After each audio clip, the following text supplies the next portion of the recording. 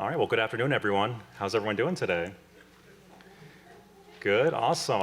I see some hands in the back, awesome. Welcome. For those of you who do not know me, which I'm sure is most of the room here, my name is Bolivar Gomez, and I'm a staff member here with the City of Port St. Lucie. And each year, I'm really privileged and honored because I actually get to serve as the official host/moderator for this illustrious program that you all have signed up for, which is City University. So I'm sure you're wondering, well, what exactly is City University? So City University was actually started back in 2016, and since that time, we've had countless residents that have since gone through this program and have really become ambassadors for our great city. And through this program, as participants, you will get an opportunity to really meet your local elected officials on a weekly basis.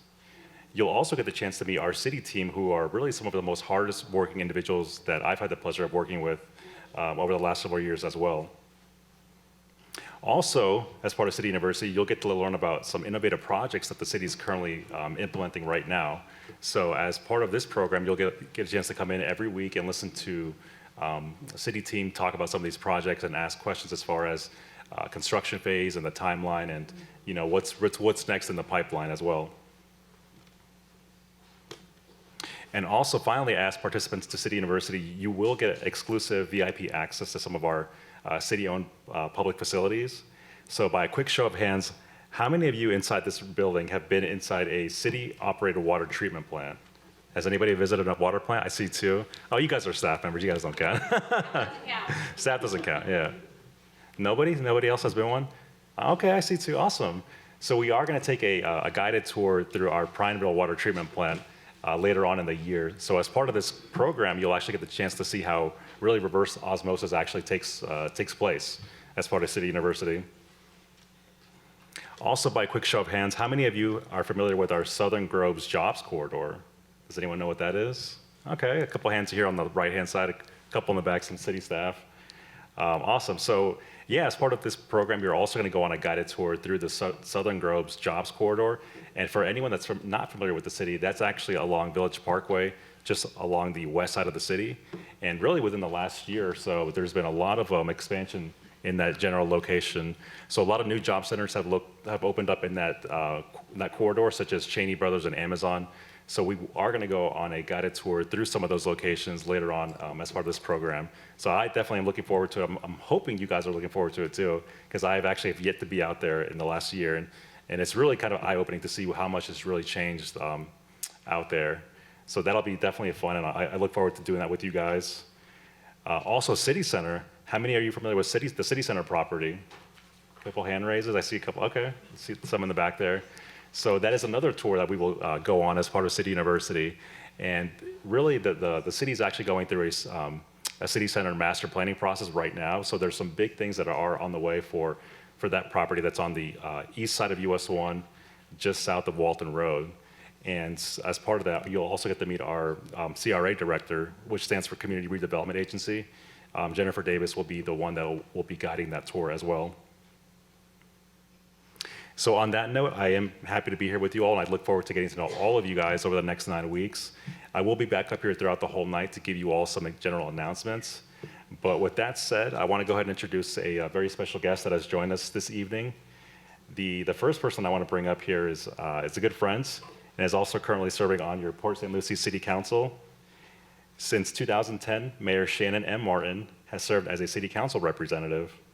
She was appointed Vice Mayor in 2016, and in 2021 was elected Mayor for the City of Port St. Lucie.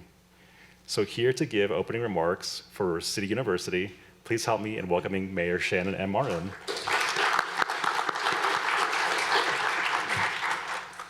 Thanks so much, Bolivar. Welcome, everybody. How's everyone doing tonight? Awesome. So happy you are here. So grateful you are here. Something that is so important to our city council is to make sure that we provide as many opportunities to you as our residents and citizens to learn about Port St. Lucie and be informed about really what goes on here and how your city is operated and maintained.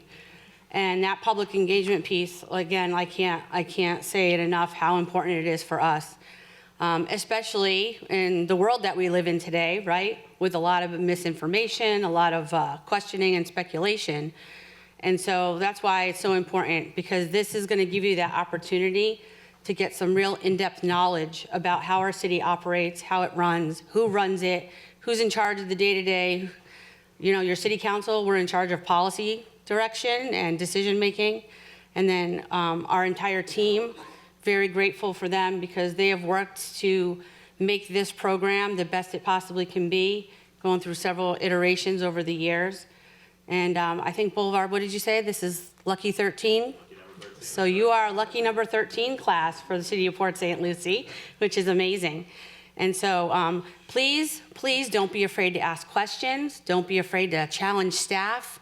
That's what they're here for, because the more you know, the more important it is, because then you can go and share all the information with your family, with your friends, with your neighbors, and talk about Port St. Lucie. So, and if at any time at all you ever want to ask me any questions, please call my office, 871-5159. You can email me at mayorofcityofpsl.com. I have a monthly newsletter that goes out every single month and talks about all the different happenings in Port St. Lucie, because again, keeping you informed is something that's really important to me. And I also have a mayor Facebook page that I put things out on about the city that you can get information on as well. But I hope you enjoy these next 6 weeks. It's going to be great. And again, ask those questions because we want to hear from you and we want to know what's important to you. So enjoy and have a good night.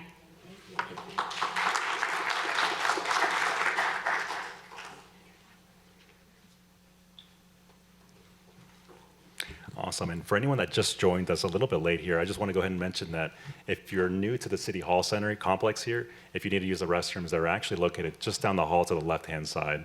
And then also, if you do need to step away outside of the building for whatever reason, our police department and sheriff will actually let you back inside to the building. So the front entrance access door that you all came in from, that'll still be available until 8 o'clock tonight.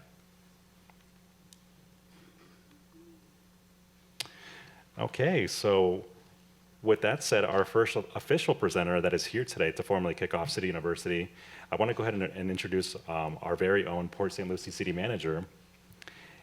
So appointed in 2023 to serve as your city manager, Mr. Jesus Merejo has served the residents of Port St. Lucie for nearly 30 years.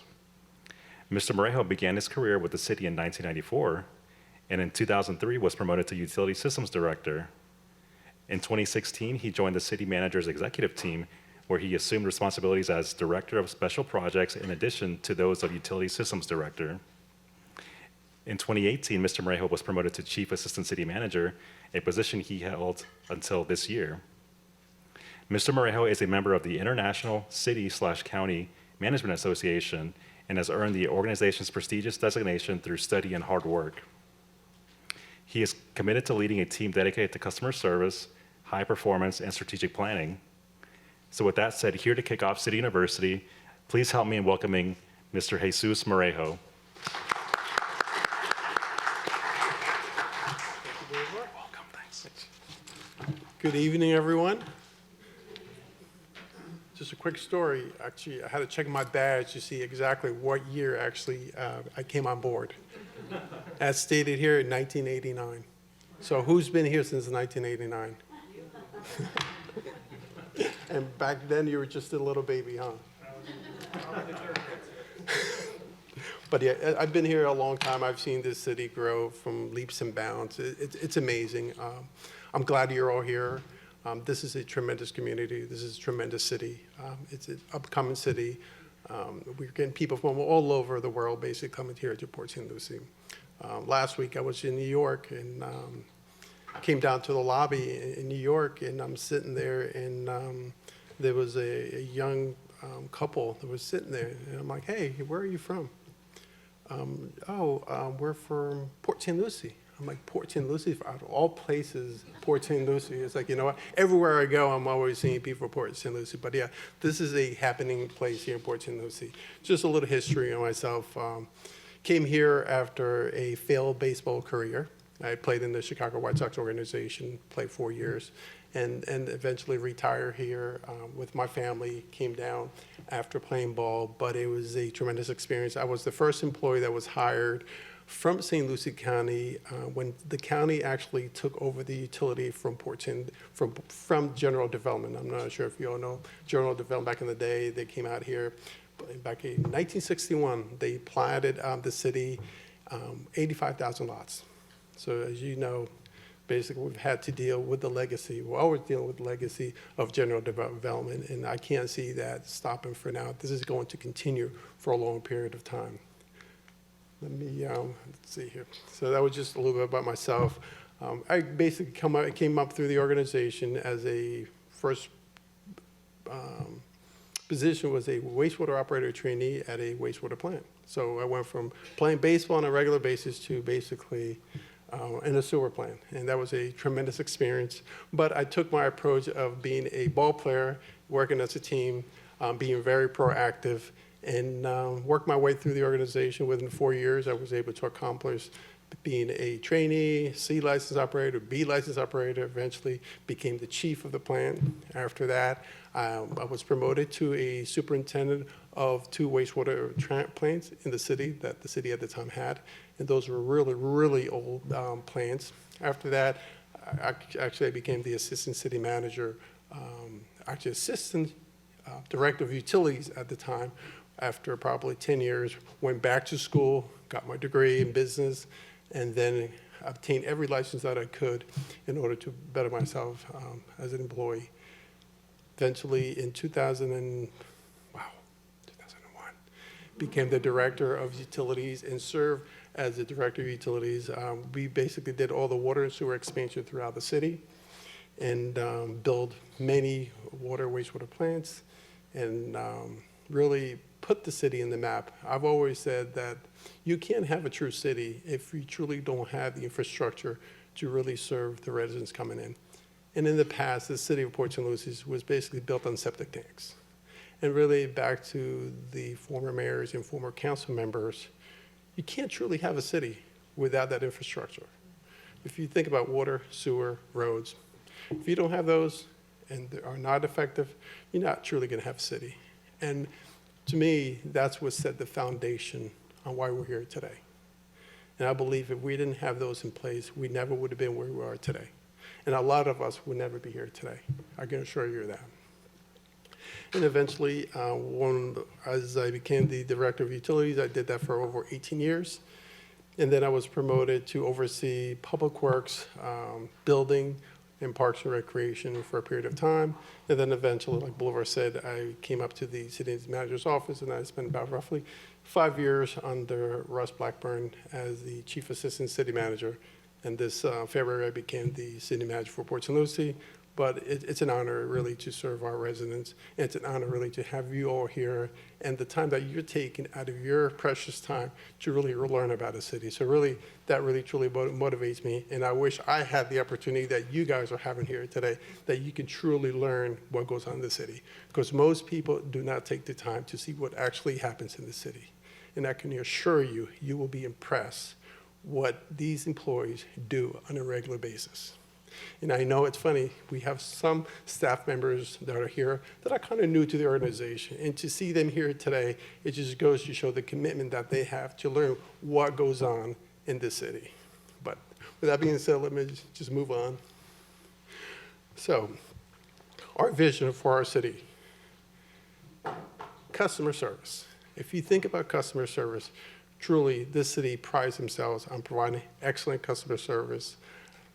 And one of the example I truly have back coming through the organization is we know our resident truly paid a lot of money to have a water and sewer line in front of their lot. And there was so much turmoil in the time that one of my mission to our staff, I said, you know what? Whenever you go to somebody's house, you have to think about what they did and the change that they made and the commitment that they made to this city to make sure that there was a water and sewer line, because that funding came out of their pocket.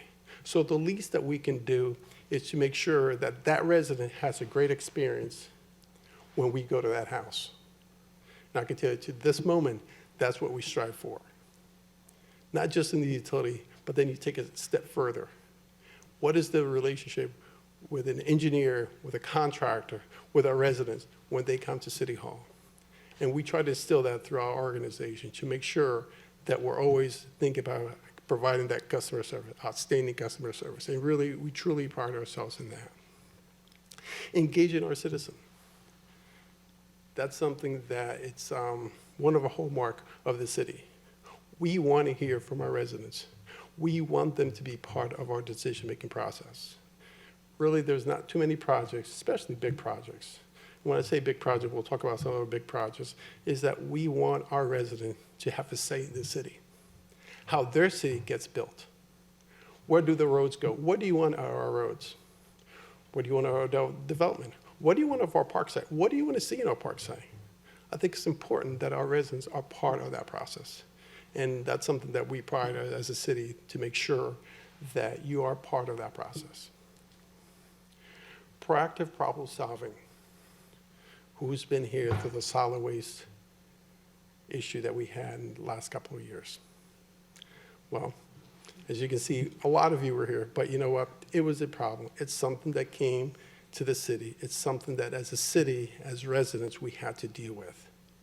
And sometimes, you know, you look at a problem and typically putting together the contract when a vendor basically walks out on the city, it doesn't happen overnight.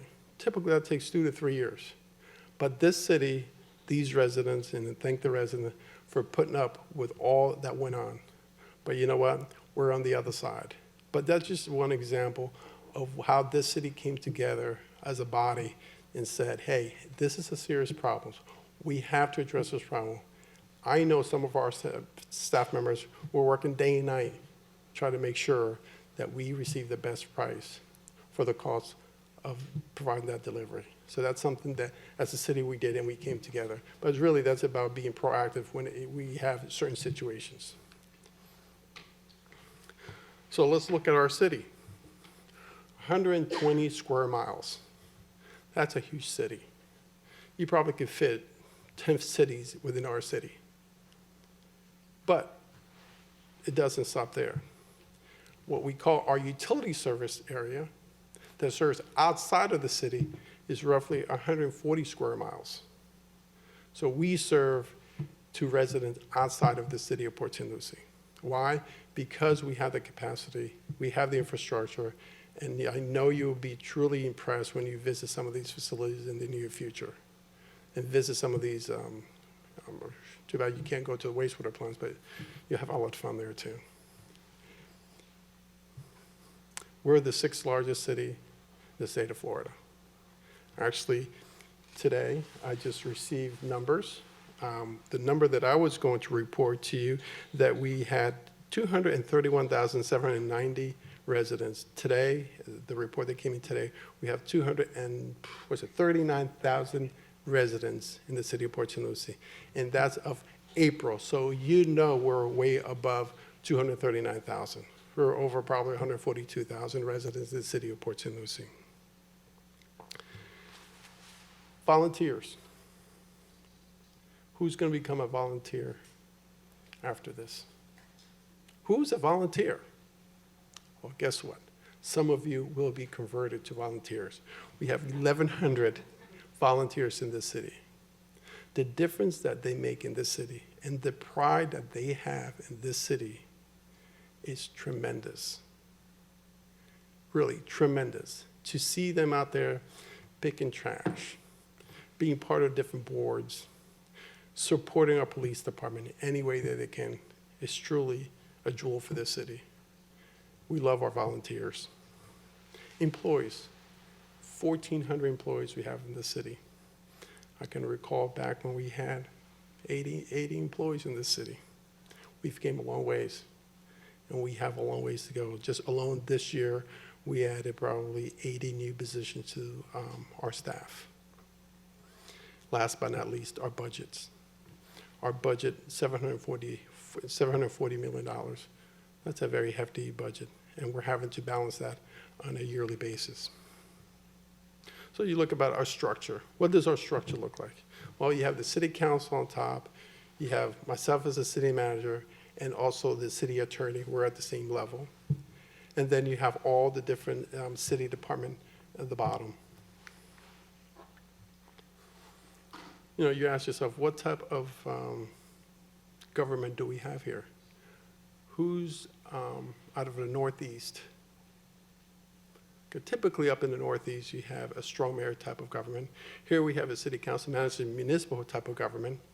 Basically, the city council goes out, hires a city manager like myself to run the day-to-day operation. But truly, they are the policymakers. And basically, they have me in charge to take care of the whole operation. And typically, that's kind of how it functions. But this is the most common type of government, and probably in the country, that's used. So the mayor earlier spoke about, she's the mayor, basically she heads all the meetings, and I'm sure you all know, you see her many times, but she's basically in charge of the meetings. And here you have the different district. As you can see, Stephanie Morgan, she's in District 1. Mr. David Pickett, Councilman Pickett's District 2, Anthony Bonos, District 3, Angeline Carvalho, District 4, but she also is the vice mayor. So when the mayor's not here, she will act on her behalf. City charter, our governing document, basically sets the boundaries, sets the form of government that we operate under, and also the size of the council. As you know, basically it's a 5-member council with the mayor and the 4 council member. It also identifies certain governmental processes that are in place. So basically, council, they're my boss. I basically answer to them directly, and we have vision, and I make sure I execute that vision with all my department heads. And I can tell you, I have some good darn department heads. And we have a couple more right here. Look at that one right there. He was just the baby. And he's one of our department heads, and we have a couple of them in the back. But yeah, that's, I can't do what I do without them. They are tremendous. And I'm so glad that you guys can go out for tours. So as you can see, this is the structure that I have set up here. I basically have myself, and then I have 2 assistant city manager with a deputy city manager. They all have responsibility underneath them that basically carry out the day-to-day operation. And then you ask yourself, what is this little land development function group? Well, that is a very important group in the city. And typically, with how much demand we have in the city for commercial development, one department cannot do it by themselves. Think about if you had one department that all this commercial, all this residential came into one location, and that they had to make every decision for the city. It would be almost impossible. So what has the structure that we set up here is says, yes, you have your different departments, but this group comes together on a regular basis to look at and listen to each other on what's coming down the pipe. So for example, let's just use Mattamy as an example, or GL. As they're coming through this middle process, they put in a lot of demands on the city. And they'll go to utilities and say, hey, I want a lift station. They'll go to Public Works, I need a road. They go to planning and say, I need some type of rezoning. Well, all the departments come together as a group and make decision, and they check each other, say, hey, this person's asking this developer's asking this, so how do we come together and how do we work as a group? Because I can tell you in the past, a lot of times, one department will approve something, then the other department will be against it. So we were not in sync as departments of the city.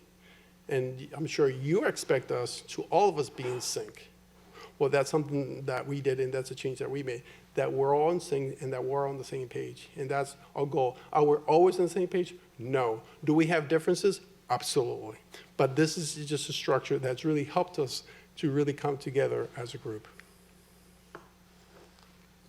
So here's just a little example of the different departments that we have in the city.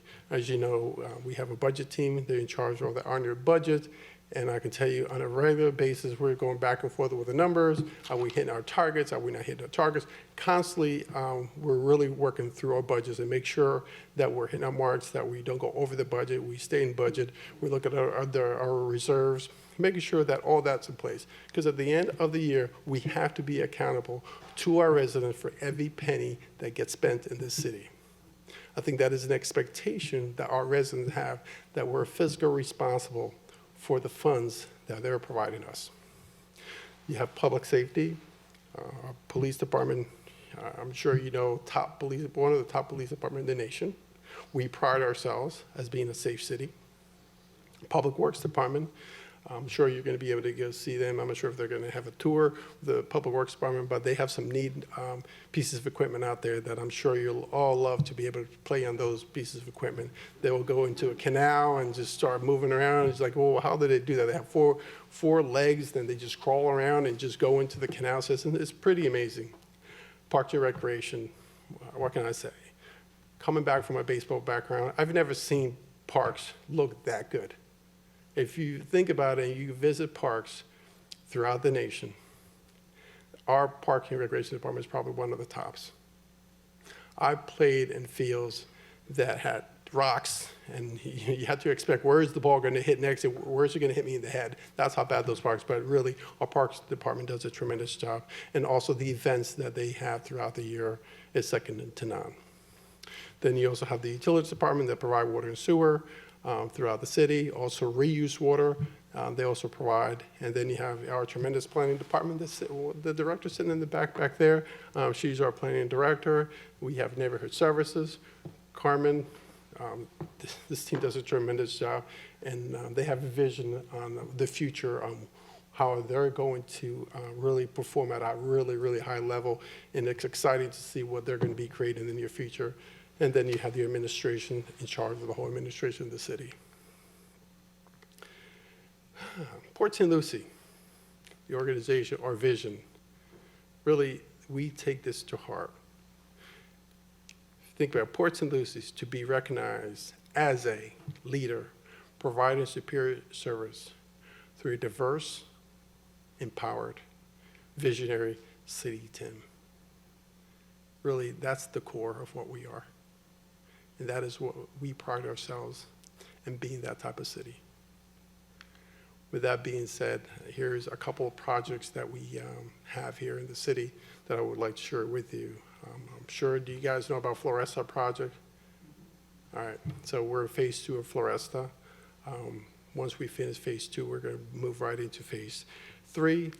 And phase 3 will take us all the way to Prima Vista. You have the Southern Grove Legacy Park with Samson. Just a little highlight on that. If you think about that, is most of our jobs, decent paying jobs, we're going down to Palm Beach. The trend is changing. Our residents are actually finding good paying jobs in that Southern Grove corridor. That's amazing. Think about how much time our residents are saving themselves, minimum 2 hours from having to go down south and come back. So that means that's 2 hours that they can spend with their families. So, and that's really what we want to see. We want our residents to stay in Port St. Lucie, shop here, work here, and be able to spend more time with their families. You have the St. Lucie River C23 Water Quality Project. Who knows what that is? All right, good. Now you get to learn. Well, we had a vision in the city that we wanted to. Well, let me take a step back. When I ran the utilities department, there was an issue associated with how much capacity we had in the city. And typically, I'm not sure if most of you know, there are a couple of sources where the water actually comes from. You have what's called the shallow surface water, which is from canals. You have the shallow aquifer, which is about 80 to 120 feet. And then you have what's called the flowing aquifer, which is between 80 and 150 feet to about 1,200. And we did many studies to figure out exactly how much capacity we had available to be able to serve our residents. I started this probably 25 years ago. Because how can you have a city and not be able to plan for the future development and provide the water and sewer to the city? What type of city would we be if we anticipate of having 450,000 residents, but we only have capacity for 200,000 residents. And lessons learned, and I really didn't get into this history, but we had a situation where this city actually ran out of water. And I was a trainee at a wastewater plant, like I said earlier, and that stuck with me for many years. And that is one of those lessons that you learn that you say to yourself, well, if I'm ever in a leadership position, that will never happen. And I can assure you, as long as I'm here, that cannot happen in the city. So one of the things I did back in the day was that I needed to find, I estimated that we would use 52 million gallons a day at a population of 450,000 residents. But there was a problem. I only had a certain amount of capacity that I can draw from the Florida aquifer and the shallow aquifer. So I was short roughly 15 million gallons. So then I started the process of figuring out, where am I going to find this water? So we went out and did a study. I'm bringing water from the ocean. Well, water from the ocean at that time would have cost us roughly $150 million just to get 15 million gallons. That was not feasible. Then we looked at, well, can we expand our Florida aquifer and go probably 25 miles west? Well, no, because it wasn't a service area, and how can we go into the county and say, county, we're going to take over your service area and we're going to make it our own? We couldn't do that. So then our last option was, how about if we take all this water that leads to the ocean, that surface water in these canals, and how about if we use that? So basically, we came to the conclusion that that was our best solution. So what we ended up doing was, during the recession in 2007, 2008, I started looking for a piece of property. Well, what happened prior to that, I did probably $125 million worth of projects. And every time that I would complete a project and there was a savings, I would put it off to the side. And it got to the point where I had roughly $20 million of funding available, part of those expenditures that were complete. And then I started looking for a piece of property out west. Well, guess what? We found a piece of property. Actually, we found two pieces of property out west. But there was one piece of property that really stuck with me. It was this property that had 3 lakes in it. Today, that system is called McCarty Ranch. Right now, it's open to the public. Anyone here can go there and just go see how beautiful that is. And it's only, 25 minutes away. You would not even believe that you're in the city of Port St. Lucie when you got there. It's such a beautiful, beautiful place, and the wildlife out there is tremendous. So the plan was, let's see if we can purchase the piece of property. So I went out and spoke to a few, actually a bank actually had it at the time. I made them an offer for $22 million. They came back and said, I'm sorry, we can't do that. This piece of property is worth $35 million. I'm like, well, it's nothing I can do. Let's just go back to the drawing board. I started looking at a couple other pieces of property. A year later, they came back and says, guess what?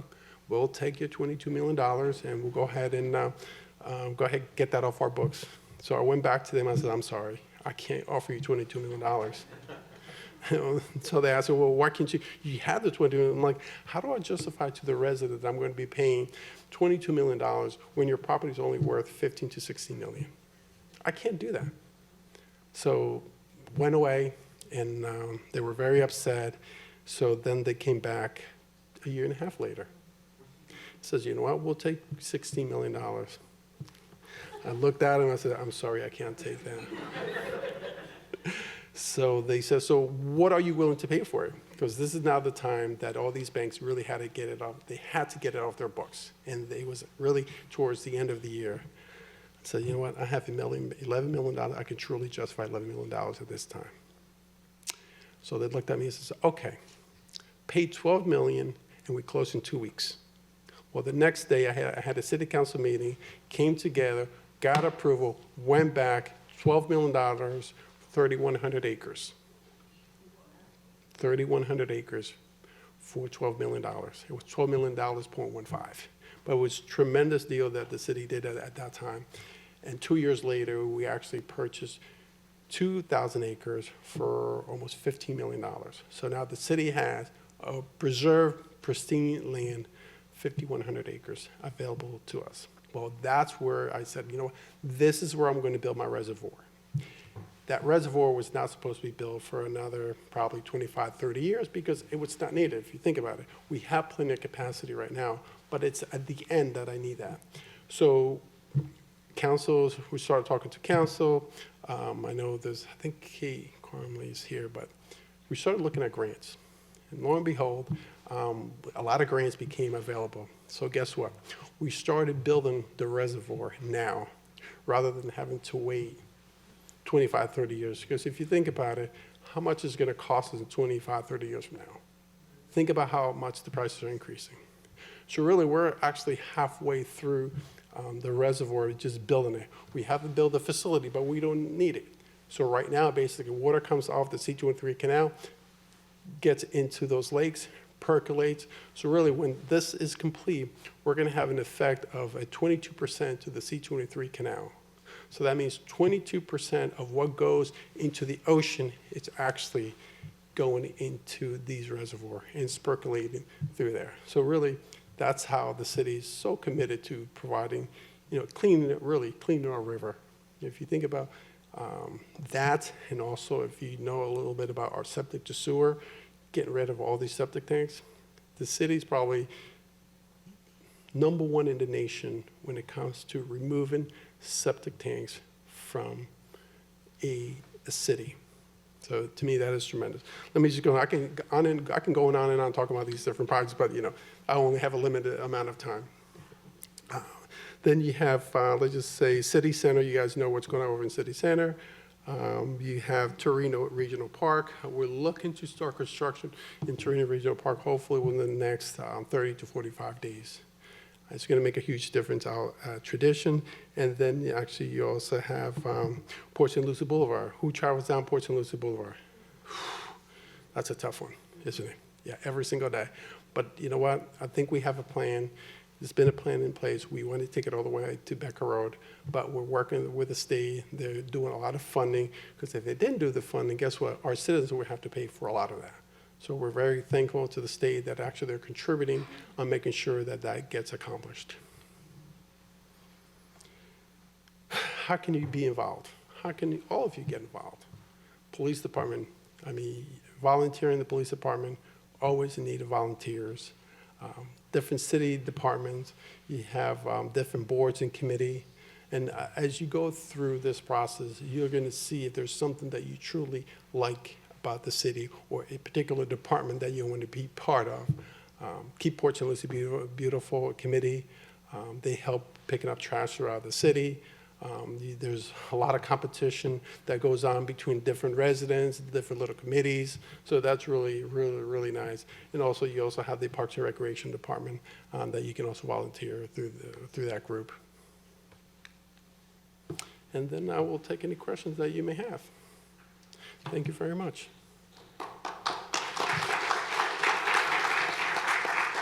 Any questions? How much is the Curry Ranch worth today? Oh my gosh, probably over $45 million, if not more. Were you cleaning out the city pipes this week? Which pipes? The water pipes? Yes, right now, that's a program that we're going through, and actually, it's something that we used to do almost every 3 years. But what we're finding out with the amount of residents that we have, those pipes need to be cleaned out every single year. So that's a program that we're going to start doing. And really, it's for the health and safety of our city. Yeah, if we can. And actually, there's certain, but there's certain pockets also, depending if you have dead ends throughout the city, that you do a lot more flushing than normal. And actually, that goes on a regular basis. And I'm sure, are you one of those employees? There you go. What percentage of state or federal bonds is being contributed to development of the Port St. Lucie Boulevard, and then also for the infrastructure for sewer, converting the septic to sewer, and have they also thought about adding additional lines in there while they're doing the sewer for underground utilities? Okay. That was 3 questions in all. So let me start with PSO Boulevard South. We're getting a lot of funding from the state. Typically, we do a 50% match, and what we did was we broke it up into different sections. So they're contributing a lot to the different sections that were being completed. For example, on one of them, they asked us, well, if you fund it ahead of time, and one of them, one section was $11 million, they actually matched that and gave us $1 million. So then we took that $11 million, rolled it over to the next section. So we're kind of waiting to see what our percentage is. And the percentage can change, or they can just pay the full freight for it. And they do it over a certain period of time? Absolutely. So they have the bonds are 5 years, 10 years? Remember, that's not being bonded. Basically, the state received funding from all gas taxes. So basically, that funding comes directly to us. So they actually don't go out there and actually bond. So going back to utility, what was your utility question? Why don't they finance it? If they have the cash, they can finance it as well and leverage that, and then they'll be able to do more with the funds that are there. That's the state way of doing this. Is we don't dictate how they do. All we want to do is please give me the cash so we can get our project done and we can get our residents, get them 4 lane. Yeah. Yeah. So what was your other question on the utility? With the utilities, with the septic, Sure. and the removal of the septic. Yes. Typically, right now, the general fund, city general fund contributes $100,000 towards septic sewer conversion. And typically, that covers roughly in the neighborhood of about 45 conversions. So basically, we give the residents, if they're near a waterway, 50% match to their cost. Something else that we also do to help our residents is that we in the utilities department do not actually charge interest on their loan that they take to do a conversion. And that program has been there since we started this program, going back over 20 years ago. Does the state offer any grants regarding that at all? Yes, the state has contributed some. I believe there was $200,000 that they did last year, but truly that's really minimal compared on how big the issue is. You're looking at over 14,000 septic tanks that have to be converted. But we've averted probably 26,000 septic tanks from going in, because with the new construction, you can't put in a septic tank. You must put in a new grinder system. And then you were saying about the fiber optic, was it? Well, utilities all around, but I mean, if it's just coming from the house to the main utility line, that's separate from the main utility line Yeah. itself. What The we, main sewer lines. okay, you're talking about fiber optic for the houses, or are you talking about fiber? Main utility, Okay. utilities are running to residents from, Yeah. that are underground, they can be placed right next to the sewer system. Yeah, typically, the approach the city took was that we're gonna do water, sewer, and reuse. Reuse to golf courses. And then we took the approach and said, instead of having antennas throughout the city, and actually it was a result of the 2003, 2004 hurricanes, where we lost a lot connection to a lot of our facility. What we've done is we run fiber optic to be able to connect all of our facilities throughout the city. But that's the extent that we do. You have other utilities out there that they're working towards that. You have FP&L. Kind of like they have like in Weston. Yeah, yeah, that's what they're doing out there, absolutely. They just started that in the last couple of years? Yes, it was the last couple of years since the hurricanes. Phases that you're referring to, they're going to implement that. Most likely, there's no guarantee, but for example, everything out west, they are putting a lot of fiber optic out there themselves. So, but that's not a city-driven project. That's a developer-driven project. Any other questions? Yes, ma'am. I have a question. Neighbors have been telling me that they've been smelling chlorine, and I was wondering, is that part of the cleaning of the Yes. pipe? That's exactly right. That is the process. Have you finished cleaning, or? No. when is that be over? I can't remember the day. I think it's September the 3rd or 3rd, somewhere there. You have a couple more days left. So I think by next week, we should be complete with that project. All right. Well, thank you very much. Have a great evening.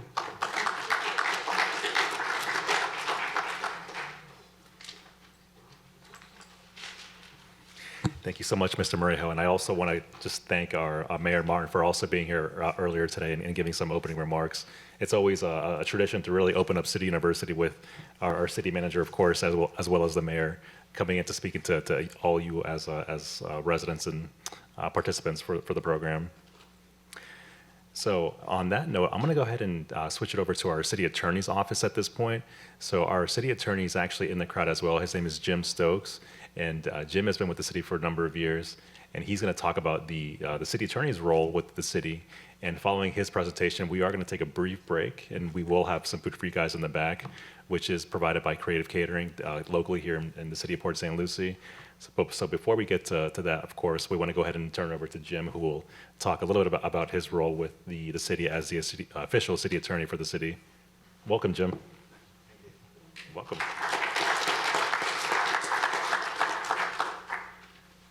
Thank you very much. Yeah, I'm Jim Stokes. I've been the city attorney now for a little over 6 years. It's great to see everybody here, and it's really great. I've worked in a number of cities, and the citizen involvement, the resident involvement here is like unmatched. I'll tell you, you guys should all be commended for being here, and I know everyone in the city really appreciates it. As Mr. Merejo stated, the way the city structure is, he talked about the council manager form of government, and it's definitely a little bit different when you have a council manager form of government, because the city council, the mayor and the council, they hire a chief executive, Mr. Merejo, to oversee all the operations, and then they hire a city attorney to take care of all the legal affairs of the city. And it's pretty much, well, here it's the only two positions they hire. Now, in some cities, you'll see that maybe the city clerk is also hired by the council. Some cities might have an internal auditor. Some places, like you go up to Gainesville, they have like 6 charter officers in Gainesville, because they have the equal employment director and the utility director there. Some cities will have the police chief and everything, but here we keep it simple and more streamlined. So I'm one of 2 that are hired and supervised by the city council. So let me see here. There we go. So this comes in our charter, because the way cities are designed, they're all a creature of charter, and the charter can set it up any way they want. And that's why those other cities have more charter officers, some have less. But here, this is what our charter says in section 9.04, that the council will appoint a city attorney and such assistant city attorney to pretty much provide all the legal affairs of the city. Our charter does something that some others don't, and it has a few parameters in there. And one of it here that it says the city attorney shall approve all contracts involving expenditures in excess of $25,000. It's kind of funny, and we do that. That's one of our functions. What's kind of ironic about that is $25,000 probably doesn't go as far as the day they enacted this. That was probably like a lot of money back then. But the interesting thing, and Ms. Merejo has even asked my office, even when things are under $25,000, because dollar amount doesn't always translate into the importance of anything that's being done. Because of all the terms and conditions and the liability that you might buy something for $5,000, the city might buy something for $5,000, but if something goes wrong, it could create millions of dollars in liability.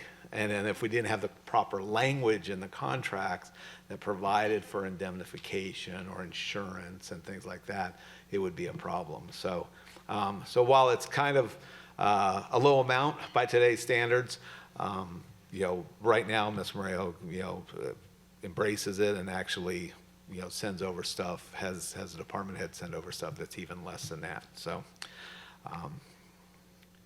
this is our mission. The mission of the city attorney's office: protect and preserve the legal, ethical, and financial integrity of the city. City council, all the officials, including any board members, committee members, anybody. That's our job. Although we're the city attorney, we don't work for the residents per se. Like if you call up and say, hey, I'm having problems with my landlord, can you, help me out here? That's not our function. Our function is we are basically general counsel for the city, by extension, all the council members, all the employees, all the volunteers, and you know, anything else that's dealing with the city. So, well, and here's the list. So mayor and council, the city manager, all city departments, all city boards, community redevelopment agency is one of the entities. I'm sure you'll get into this as this goes on, but the CRA is a creature of Florida statute. A city, and most cities have something like this. You can create an entity within the city, a district within the city, to help kind of revitalize areas that are maybe older areas or just need that revitalization. The purpose behind it is there's tax advantages. The taxes that are collected in that area have to be reinvested in that area.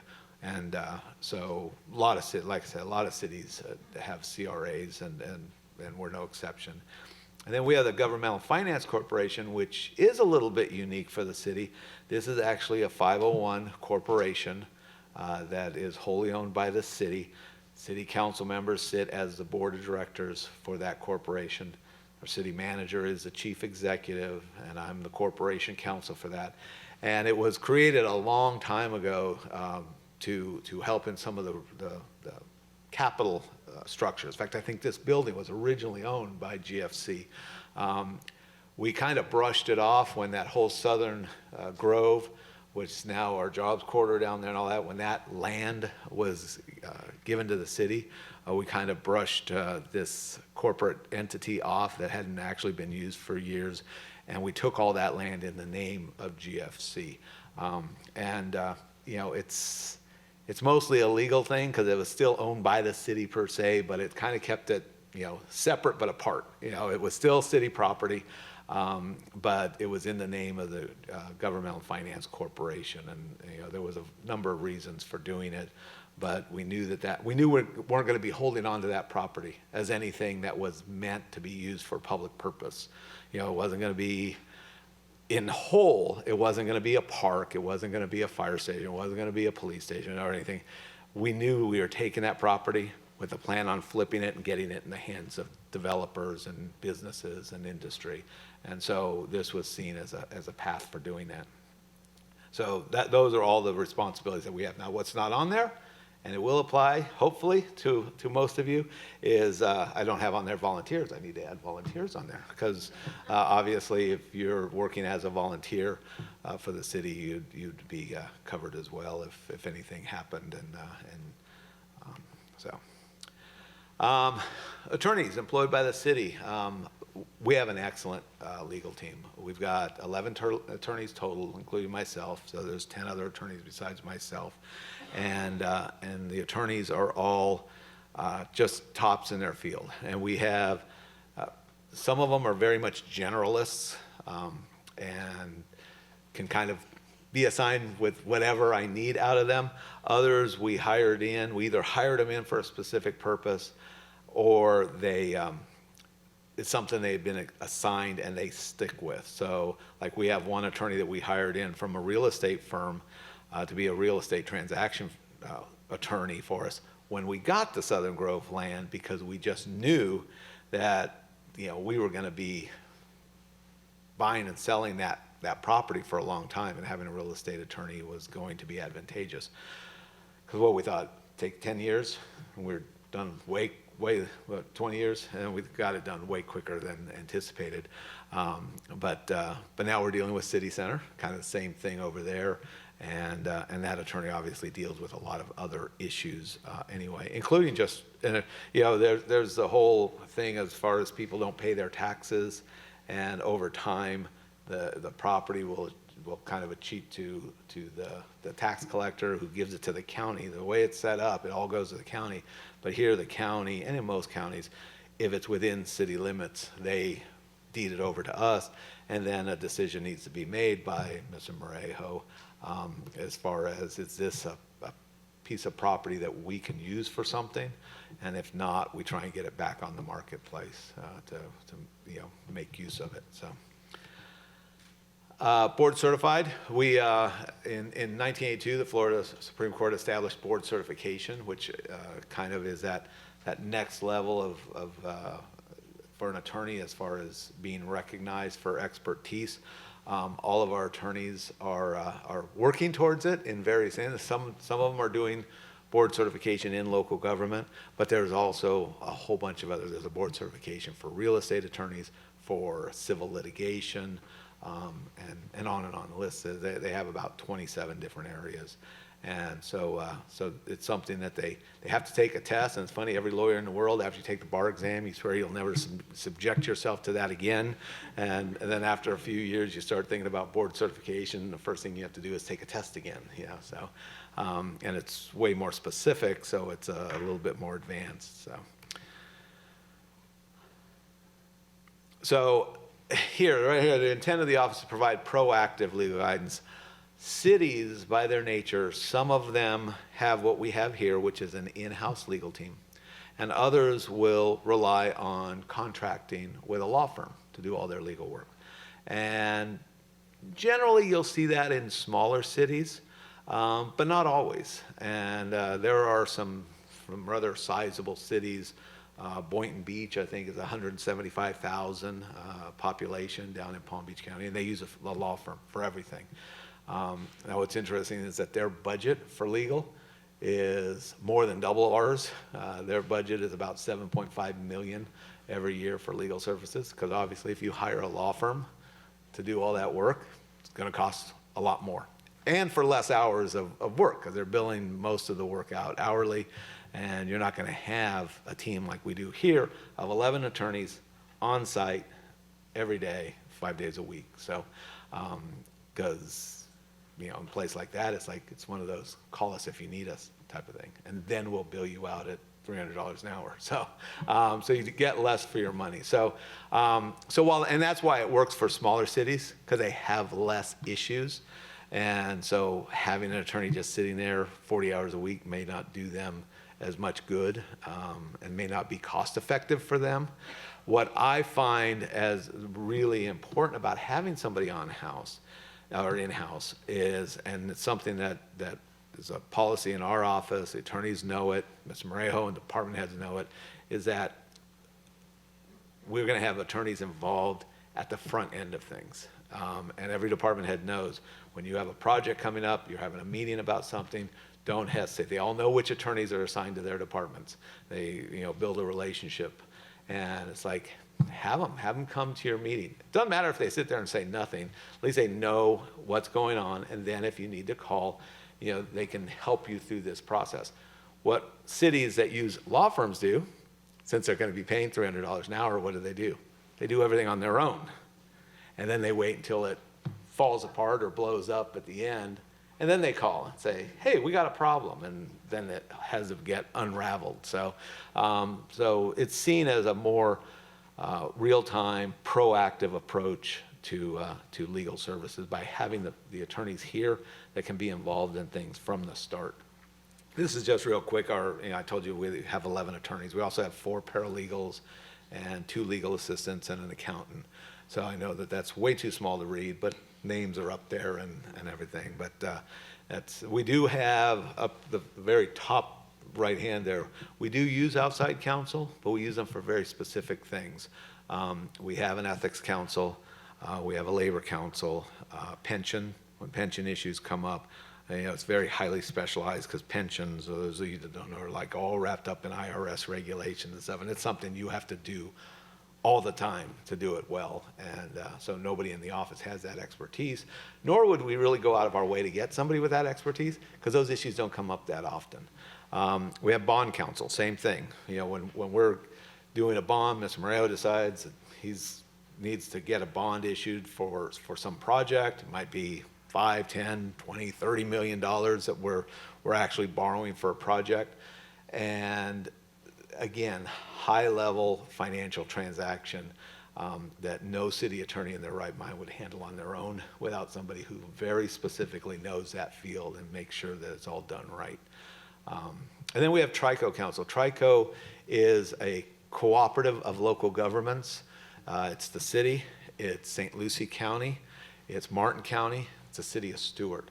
We've all combined into a co-op back in like the mid-'80s, I believe it was, to provide insurance coverage. So we're technically self-insured, but we're self-insured through this co-op, where it kind of spreads out the liability and the cost of liability claims among all 4 governmental entities. There used to be another one, I think it was Sebastian or something up in Indian County, but they haven't been in it for years. And so it's a co-op of kind of self-insured entities, and there's a board, and each governmental entity has a representative on the board, and they handle the insurance needs of the city and those other governmental entities. In the office, we do have the paralegals, and paralegal formation is one of the things that we did, because when I first got here, we didn't have any actual quote-unquote paralegals. A lot of people who were hired as legal assistants or whatever, but as we started handling more and more stuff in-house, we needed a little bit more expertise.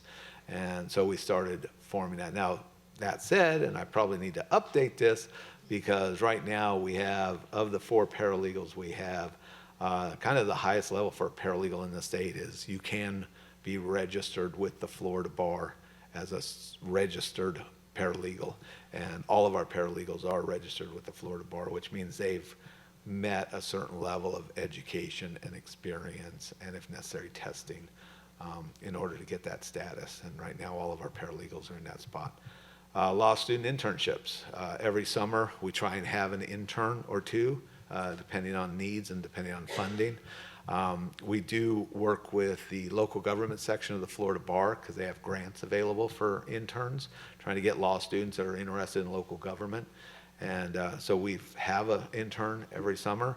Right now, we've got our intern, not this past summer, but a year ago, was a young lady who actually from Port St. Lucie, lived here, was at St. Thomas Law School in Miami, and she worked as an intern. But then we kept her on afterwards as a part-time law clerk through her last year of law school. She took the bar in July, and with any luck, she'll be sworn in to the bar on, I think the bar results come out September 18th. So she's a nervous wreck.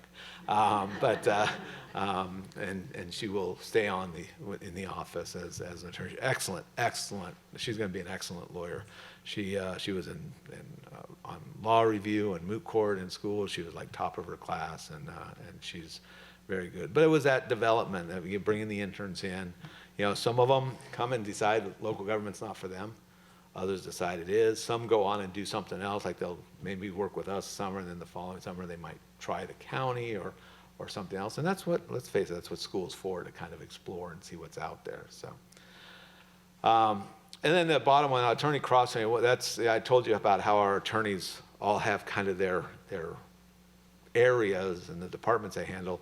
We try very hard to have the attorneys kind of cross-train and work with each other so that we can have the maximum amount of flexibility, so that if somebody's not there or somebody leaves the organization or whatever, it kind of becomes seamless, and we're not like starting from scratch, and especially in some of the more important areas.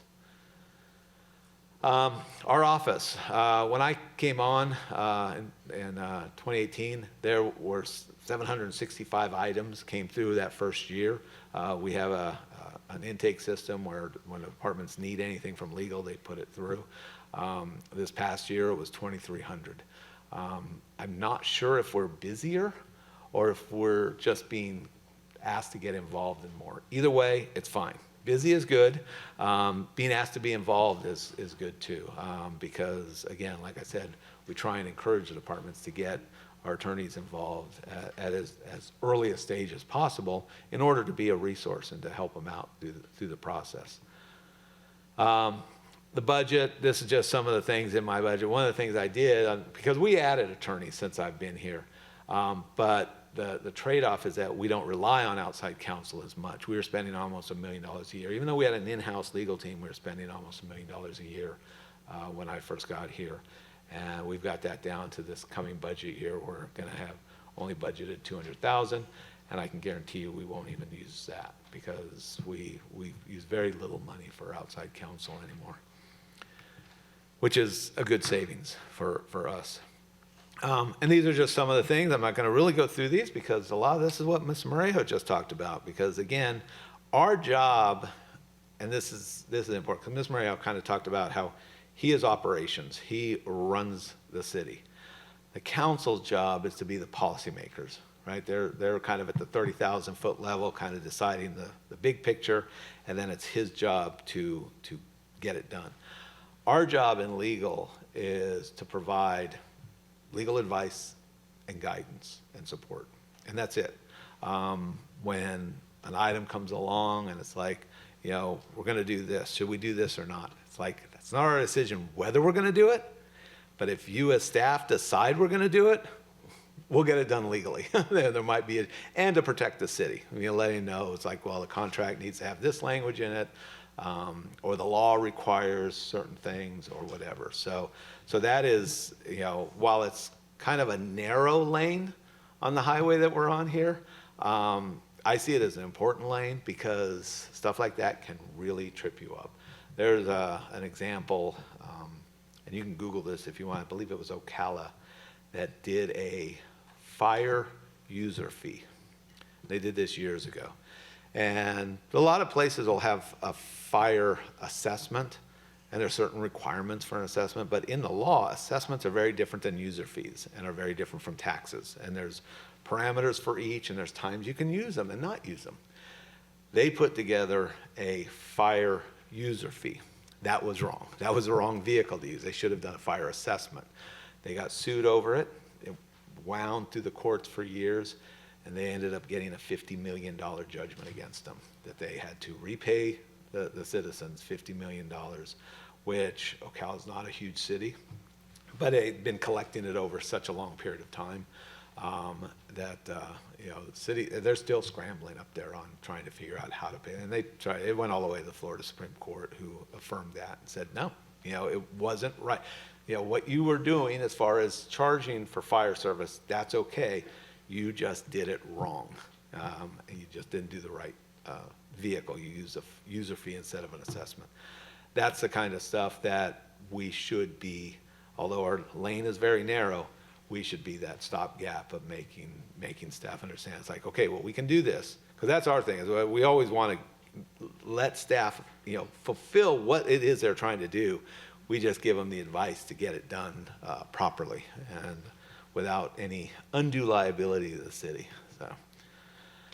So that's my little world of the city, dealing with all the stuff that goes on in the legal department. If you have any questions, be more than happy. No free legal advice, though. All right. All right. All right. Thank you all very much. I have a question. You said the properties, you know, when they're sent to the city, and I'm wondering which ones, like what happens to properties that are not used? You said you decide.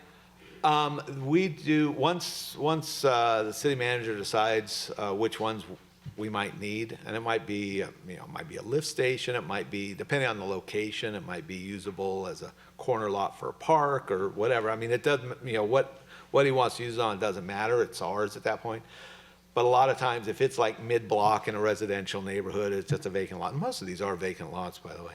But if it's just mid-block and not really usable for anything, we do, after they compile for a while, they do an auction, and they put it out that there's excess properties available, and they do a list. I think the last one we did was about a year ago, and they, you know, put a list out of the excess properties, and people bid on them. I know they always put it on the website. I'm not sure if there's anything else, but if you call, you know, feel free to call the office and ask about it, and we can direct you to, you know, where it's at. So, all right. Anything else? No. All right. Well, thank you all very much. Thank you.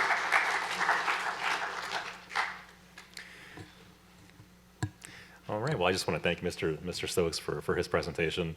You know, just from working with him closely, the amount of work that his team really reviews and puts forward is truly remarkable. How many things go before his desk and his attorney's desk. So they've been great to work with since I've been here since 2020, working with the city. So they do a lot of good but great work.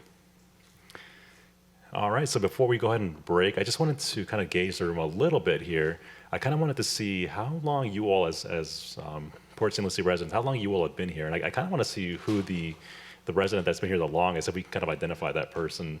And then once we do that, then I promise we'll go ahead and take a quick break here.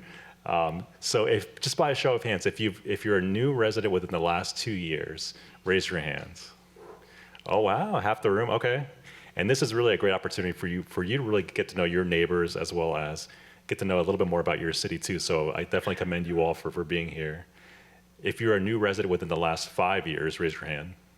Okay, a big group too, wow. I see about like 7 or 8 hands, that's great. What about if you've lived here for 10 years, let's do that. 10?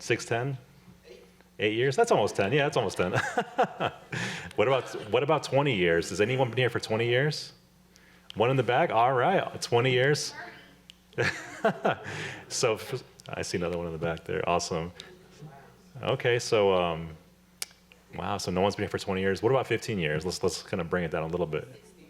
16 years? I think you're the winner. All right, so you've been here for 16 years. That's awesome. And these are just little things that I want to kind of ask you guys, just to kind of get to know you all a little bit better over the next 9 weeks. I myself have been here since 2006. That's when officially my family moved into the city of Port St. Lucie. Was in 2006. So they're off of Darwin Boulevard and Millard. For anyone that's familiar with the city, they've been there since 2006.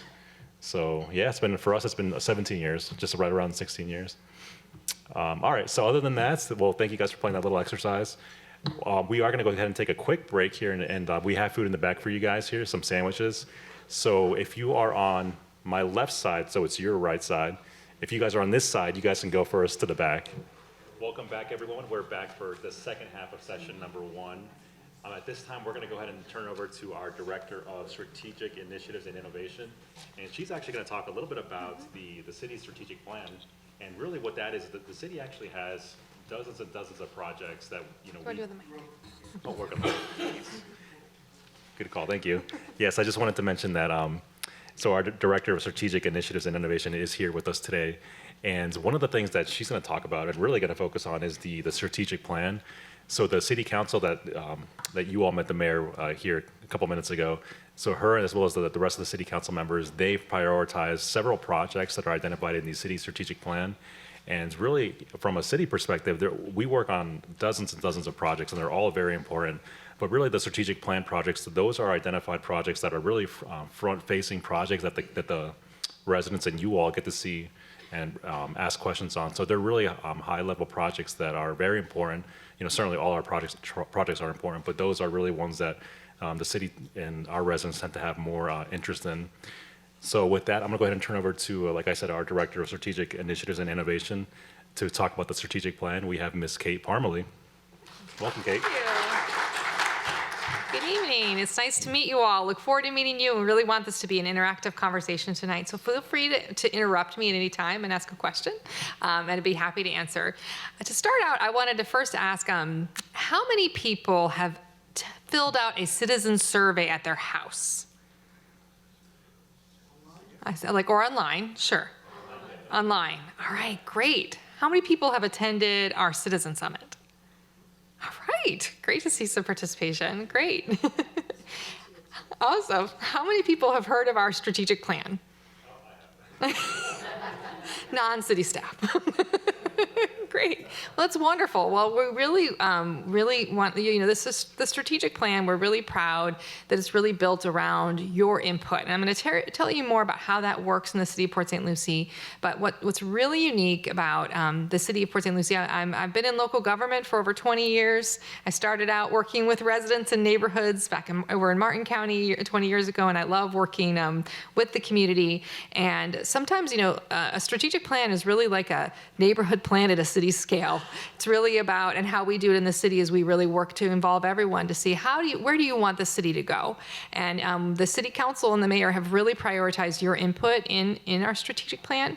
About 5 years ago, the city council and mayor challenged us. They said, we want our strategic plan to involve more residents. You know, we used to have about 20, like maybe 80 people come to a meeting once a year, and I don't know, did anyone ever attend those meetings? Okay, but it was in the evening, it'd be for 2 or 3 hours, and so we would get people that had the time to devote 3 hours, which is not easy, you know, on a regular basis.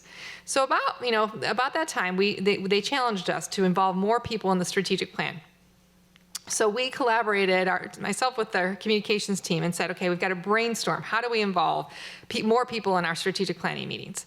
And we figured out, you know, Port St. Lucie's median age is 41. And we have 60% of the residents of Port St. Lucie commute outside of the city for work. So to get someone to come to an evening meeting, it's really difficult, and you have to get childcare, and we're like, you shouldn't have to get childcare to participate in your local government. So what we came up with was this concept called the Citizen Summit. That's drop in, you can stay for 5 minutes, you can stay for 3 hours, you can bring your kids, it's on a Saturday.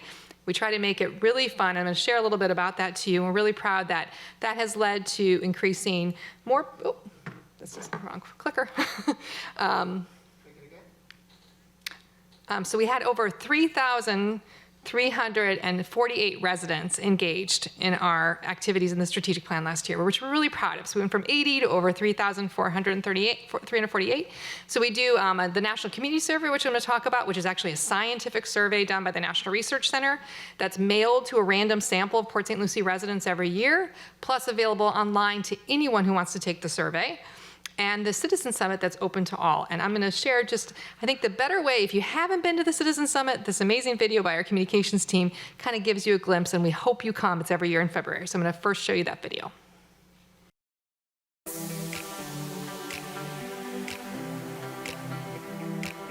Citizen Summit was designed because we want to make sure that everyone can participate in their government. We make it easy, fun, we feed you, we have fun activities. I'm glad to be here to see what's going on in Port St. Lucie. This has been one of the best turnouts I've seen since I moved here, and I really like it, so I'm happy to see the improvement. This helps us as a city team understand what's important to our residents every year. Every year it gets better, and I love that there's so much to do and so much to learn about the city. It reinforced what I've already seen as to how this city is just growing by leaps and bounds. There's so much going on. There's so many new neighbors. I feel the city does a good job trying to bring communities together and also hear our opinions on things. To me, it means that they care and that they want us to have a great city. This is probably the most important event we can be at annually because we've had so many people stop by the booth to tell us what types of events they want to see. What's really stood out to me is how many different departments are here. You really get to see every aspect of the city. We've gotten really good positive feedback, and it's wonderful to know that people are very well aware of what we're trying to get out there. It's nice to get out and engage with the community and just kind of see what they want to do and how they want to help their police department and how they want to contribute to their city. It's so important for residents to have a voice because they are the ones that know best what works for them. They give me that little envelope where you can spend your money. I pick where I want to spend my money, where I want to vote. I think safety and recreation, that's where I put all my money. I really hope it stays more family oriented, but with that future of what's going on now, more trendy. My son really loved all the little treats at every little station, and at the end he was able to make a little pin right here, and yeah, he really enjoyed it. I like the new format. I like that the kids are following along with their parents because when their parents are talking maybe about another issue, then the kids have an activity. Like we did one of the river nights, that was great, but I would have loved to see more kids there. So seeing this, expressing it for more of the children because there's a lot of families here, I love it. The city's already growing, right?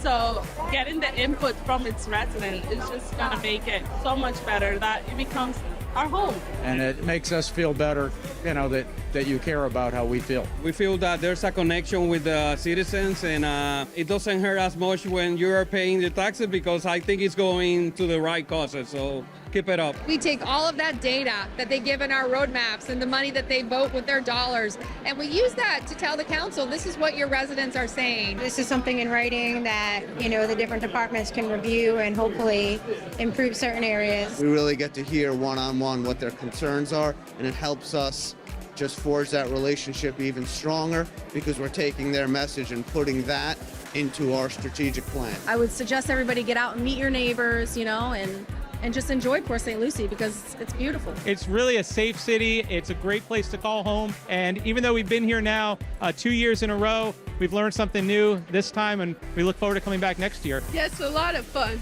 And I hope they do that again. Yes. It makes you feel like you're part of this special place that is PSL. Right? But yeah, come.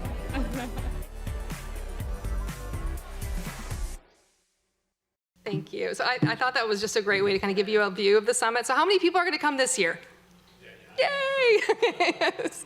We really hope you come. I think you'll find it worth your time. And it's really, if you want to see what's happening in your city and kind of get a preview of what's to come, you will meet every project manager in the city. You will be able to get input on multiple booths, and we also have a selfie station and a free T-shirt, and people come to meetings and they wear them like rock concert T-shirts. Like I was at the 2020 summit, and it's like the government nerd in me is so happy when I see that. So yeah, I hope you come to the summit, and we'd love to hear your input or fill out the survey. So the National Community Survey is it's a national survey we do. It helps us benchmark against hundreds of communities across the nation, and it helps us see how we're doing. Last year was probably one of our most challenging years of the survey, which I'm sure you probably have already talked about. We had experienced a historic solid waste crisis. So we were coming out of that, and we've and I know our amazing solid waste administrator, is doing a great job and just came to the city, and so we're glad you're here. And it's also, we're coming out of that process stronger. So we know that we're going to keep improving, but on the heels of that, there was definitely reflected, and we saw that in the survey data in this past year, understandably. Residents told us, but however, that through it all, Port St. Lucie is a desirable place to live. And they appreciate many aspects of our governance, but some ratings did decline. That was a harder year with experiencing that issue. Community design and housing is an opportunity for the city of Port St. Lucie. And then residents really continue to feel safe in Port St. Lucie and value the city's safety services. So these are very high level, but I have so much data. I can tell you what areas of the city, how they feel. I can tell you what age people, So what's really great is we now have all of this information about our residents, and we can track over time. We can see in our strategic planning session what ratings have declined the most. Is there an issue? So we try to get ahead of things to be able to better care for the many residents. By the way, if you have not heard our latest population numbers, did you hear our population numbers tonight? Yeah. Yes, 14,000 new residents in the last year. Since 2020, over 36,000 new residents. I just did the math tonight. So as you can see, it's challenging for a city team with that. And the city of Stuart is about 12,000 people, I believe.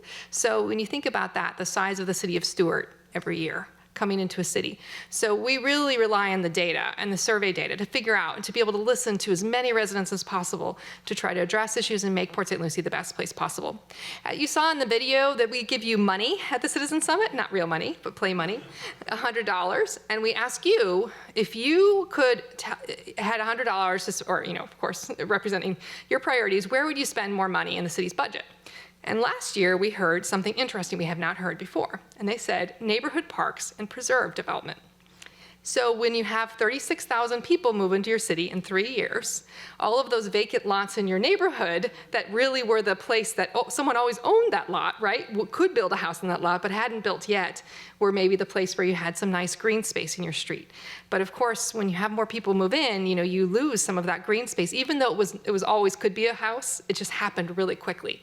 So we recognize that we need to think really creatively about neighborhood parks and preserve development. So that was something that came out in the survey that we shared with our council.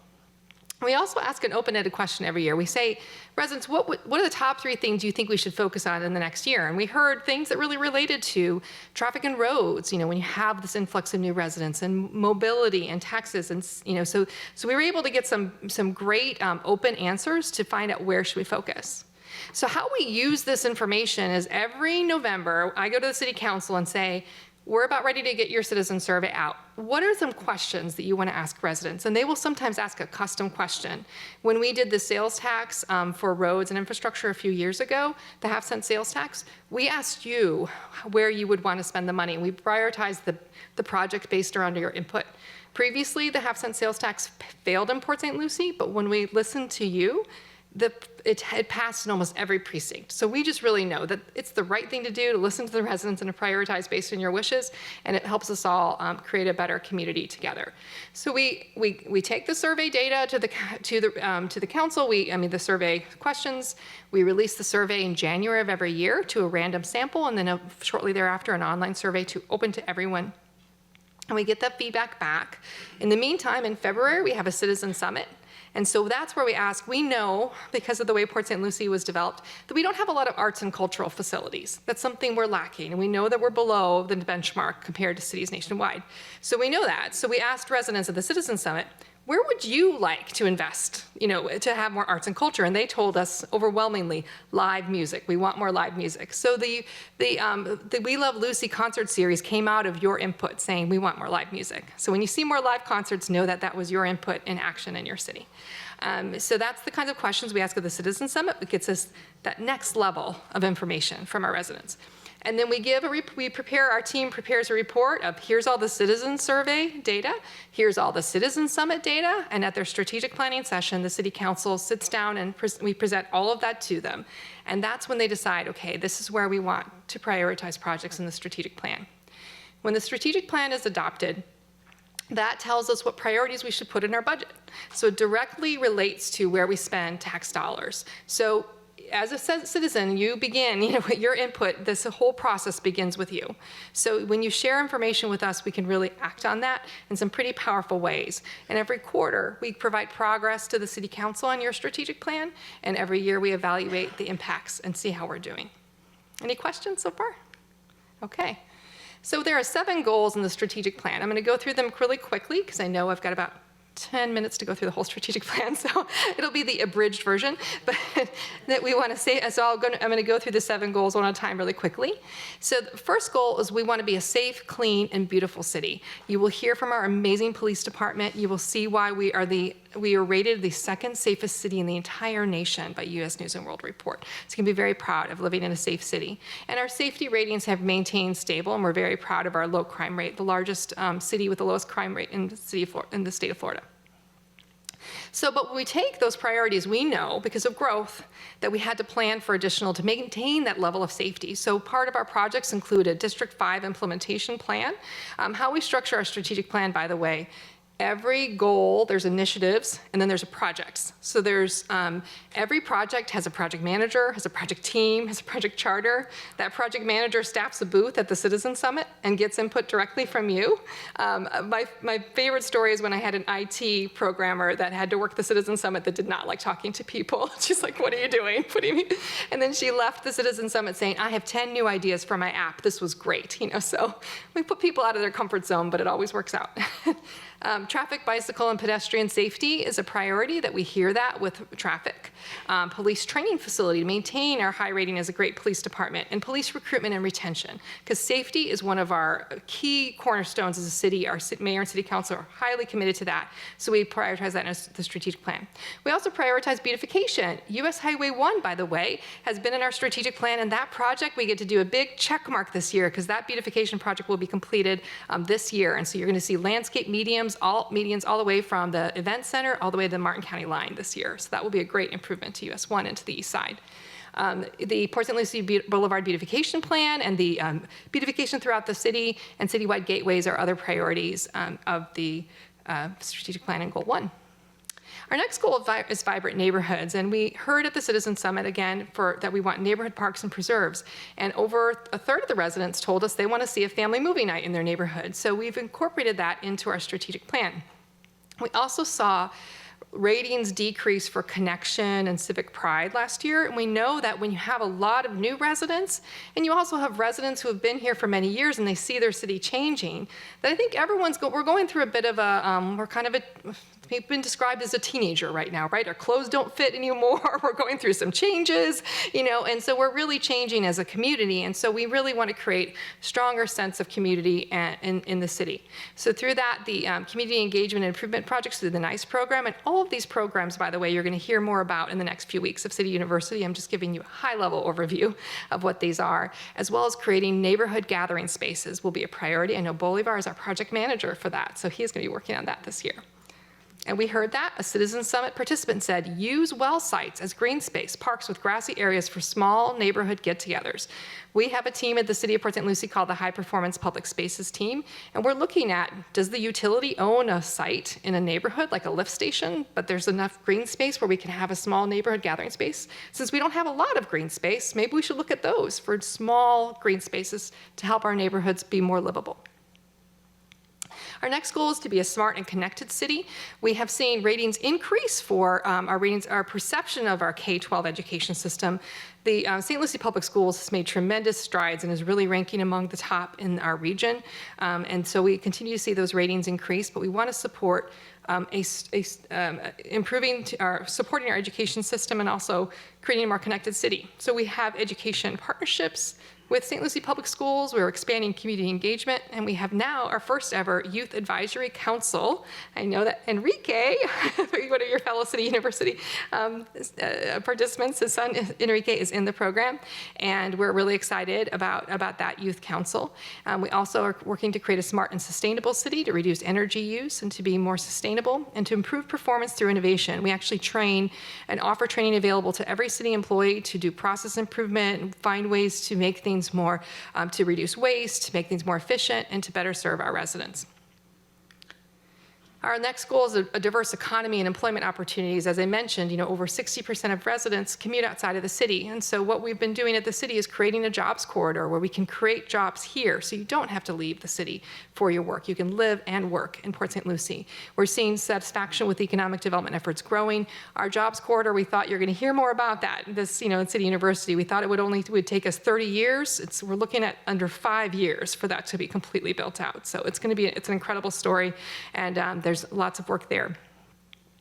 We are working on revitalizing City Center this year with a City Center master plan, supporting business development with local business support, facilitating the build out of Southern Grove and the Tradition Jobs Corridor and the Southern Grove master plan and the Jobs Corridor roadway infrastructure, and improving economic development and working local. So again, these are just highlights. You're going to hear a lot about that in this next few weeks.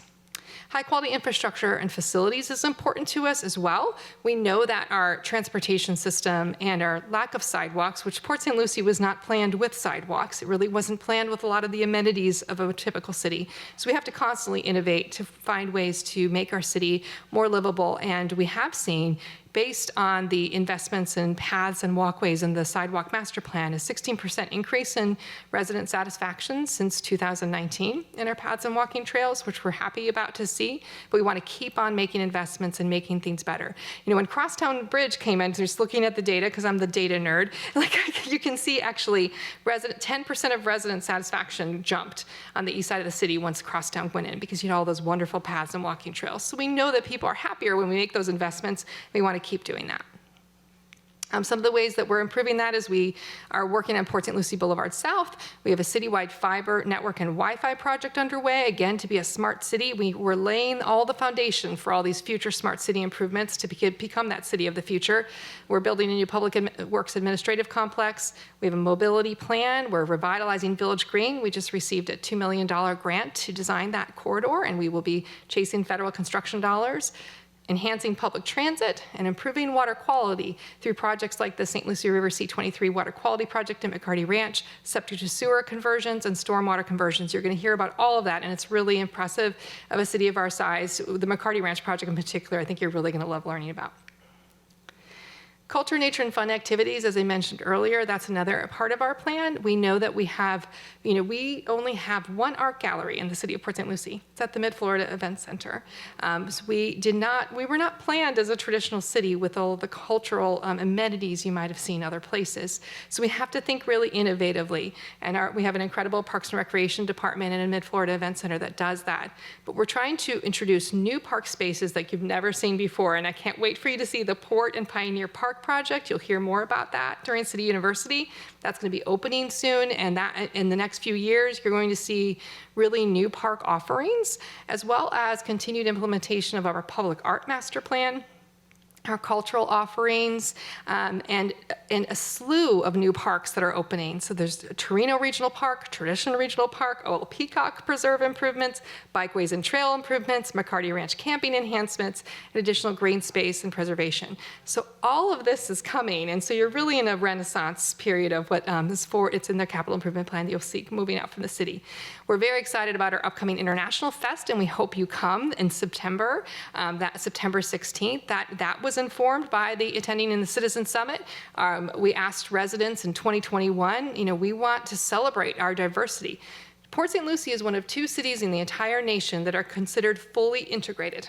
Everyone lives together. We are not separated. It's one of our greatest strengths. And so we asked, how do you want to celebrate that fact about our city? And residents told us art festivals, music festivals, cultural events, culinary events. So we combined it all into one, into the International Fest. And at last year's Citizen Summit, we asked participants to vote in the top countries to be featured. And many of those countries are featured. And you'll be able to experience the world from your backyard in Port St. Lucie. And we hope you come. Our last goal is a high-performing government organization. We really want to always serve you well and improve our customer service. We want to do a better job of welcoming residents, and we have a service called 1PSL, which we've seen resident awareness continue to increase. Has anyone used 1PSL before? I see a few hands. If you haven't, it's an amazing amenity. It's an app that you can actually, use. Yeah. It's the best, right? Yeah, it really is. Call and be on the phone for an hour. Exactly. Put it on there. It's great. Exactly. You can take a picture with your phone and say, I have an issue with this location. Yeah. Thank you. And it gives. Awesome. Thank you for that testimonial. So that actually came up as an idea in the strategic plan. Our residents wanted a more efficient customer experience. We built the app with citizen input. We continue to roll it out with your input. We also have made efforts to improve service delivery while reducing the millage. It's been over for several years now. And we're also improving our efforts to develop as an organization, intergovernmental relations, and our citywide vision and identity and a City Hall lobby and campus. But I gave you like the quickest version ever of the strategic plan. And I talk way too fast, and I know that, and I'm sorry, I'm working on it, but I also can do it quickly. So if you would like to learn more, it's the cityofpsl.com/strategic plan. We have a strategic plan dashboard. You can actually look at everything in detail, tons of data, information, what we're doing. Please feel free to reach out anytime I can be of help to you. But we just want you to know that we really care about your input. We use it. Our teams pore over your feedback, and we all are using it to get better. In Port St. Lucie, you can really help shape the future of your city. So we hope you participate, and we thank you so much for all that you're doing to make your city better. Any questions? Go back to park. You want me to? I can if you want. Okay. There's more. Well, yeah, parks, you're going to learn so much about parks. This is just like a teaser presentation. There's just so many innovative projects that Kate just quickly highlighted on.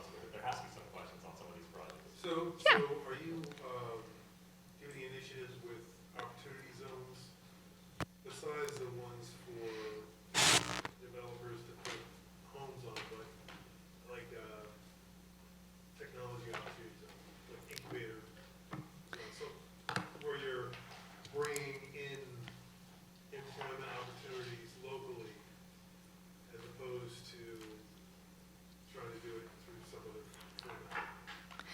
Absolutely. We do have I want to make sure I understand your question. Yeah. Were there incentives to do something like that? Incentives, yes. So the Southern Grove Jobs Corridor we do with land sales. It's kind of a way that we do incentives as well. But we offer employment fairs as well. Is that what you're thinking as well about people? No, okay. But I think that's what we've done through the Jobs Corridor and making land available for companies to purchase. But that is a great idea, because what we're working on right now is Jobs Corridor 2.0. So that's something we're going to be getting input on, is what is the next, because our Jobs Corridor we thought was going to take 30 years. It took less than 5 to fill up. So now we're working on the next Jobs Corridor. So that would be great input to give to our economic development about how we look at that process. You have to give certain incentives for companies, tax incentives, things like that. Like they do Yes. that- I know they do that in New York, and I know they do that in Utah, and a lot of other places where they'll provide X amount of land, and then companies can build on that commercial property for developing specific different types of technology. Different companies can go in there and operate Yes. under that roof.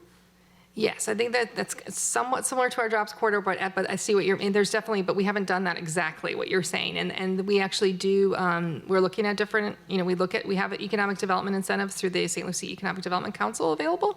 There is an opportunity zone, but it's not in the right place in Port St. Lucie, to be honest. They kind of picked it for us federally, and it was really not at the right location. So that's something we're actually advocating for, is to expand our opportunity zones and our ability to provide incentives like that in Port St. Lucie in key areas. So thank you, but please participate and share your inputs, because we're going to be creating that Jobs Corridor 2.0, and that's great input. Yeah. Any other questions? Yeah. Yes, so I came here, here almost 3 years, and I came to Port St. Lucie, and I was shocked there was no art studio Mhm. or creative space to create in. I've since opened an art studio, but, I just want there to be a public art space and a place for the community to create and collaborate. I'm on the Public Art Advisory Board, and it's all about bringing art in for everybody to look at. But what I'm truly interested is engagement with the community. Yeah. And, I see like the Armory in West Palm Beach, or, Tequesta, Jupiter has that lighthouse facility. Mhm. We really need more of that, because it's such a key to arts and culture, is to be able to have a place to create with like-minded folks. I thank you so much for that comment, and we completely agree. And that's something kind of unique about Port St. Lucie. Is such a young city. A lot of those investments and that infrastructure, the cultural infrastructure in a lot of cities, was done in the 30s, 40s, 50s, right? Before, what's unique about Port St. Lucie is we call this, there's people that are called the co-creators of any great city, right? That really help make a city great. They're not necessarily employed by the city of Port St. Lucie. They're people in the community that say, I'm going to start the first art guild. I'm going to start this nonprofit. I'm going to create this area. And I hope, and I'll challenge this group of residents, that what can you help create in Port St. Lucie? Because we have so much opportunities, and we're really looking for community leaders to bring new things to the city. Because you're kind of, I think it's kind of weird when all of a sudden you're like, oh my gosh, it's us. We get to create that. We're the generation that actually brings that in this city. It's a unique opportunity. It's a little daunting sometimes, but it is one of the challenges, is we're looking for people to bring those new things. And I did poll an audience in an hour and a half, and I had over 300 signatures with interest. Awesome. I was at the Port St. Lucie Botanical Gardens for, a pop-up sale event. Yeah.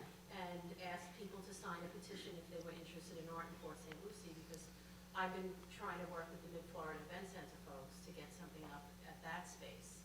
And, but it's just not gone anywhere. Well, I would love to speak to you and see what we can, because definitely we need to keep on advancing. We call it Citizen Summit 2.0, because we think we've got some great initial input, but we really need to go to the next step. So would love to get your input on. We can keep building that. But I also want to encourage, those leaders that want to come forward and start those things, because the city needs those. And that's great. Thank you I'm so glad you've moved here. Yeah. Any other questions? Yeah. I have a question. Maybe you're the one I could ask about, how can we attract more doctors in the area? Yeah. Because, as you know, there's not enough doctors, and people who are not in the know, when they move here, they're not aware that when you make an appointment, you have to wait 6 months. If they're smart, they make appointments right away. If not, there's an emergency, we're going to Port St. Lucie West, the clinic. Yeah. But I was wondering how we can attract more doctors in the area. It's It's a great question, a question that you actually shared by our mayor and city council, because they heard that feedback. They actually invited the CEOs of the Cleveland Clinic and Tradition, as well as the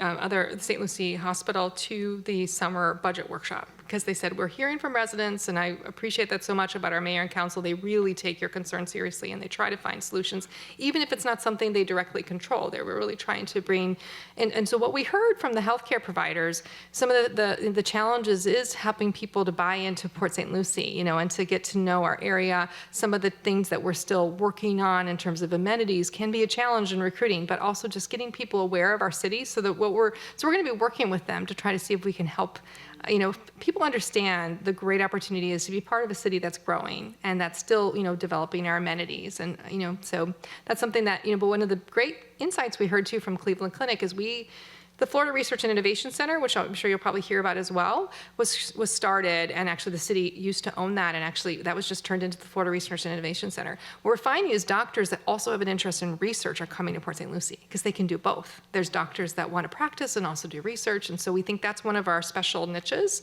that we can keep growing. But they're actively working on that. The Indian River State College is actually creating some medical programs and support that will also help us train the next generation of doctors. So there's a lot of work underway, but I know that I think that when you grow by that quickly, the systems are strained everywhere, and so we're right sizing things right now. Thank you for that question. I've actually had clients that are actually moving because of the lack of doctors and insurance being so high. Yeah.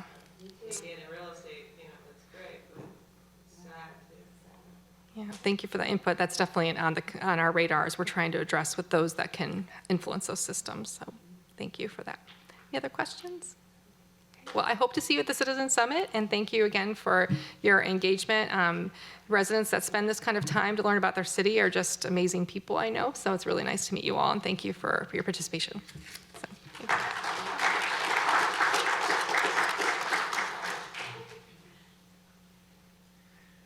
Awesome. Thank you so much, Kate. And, Kate mentioned the Citizen Summit event, and I definitely just want to give it one more plug-in for that event. That'll be early next year.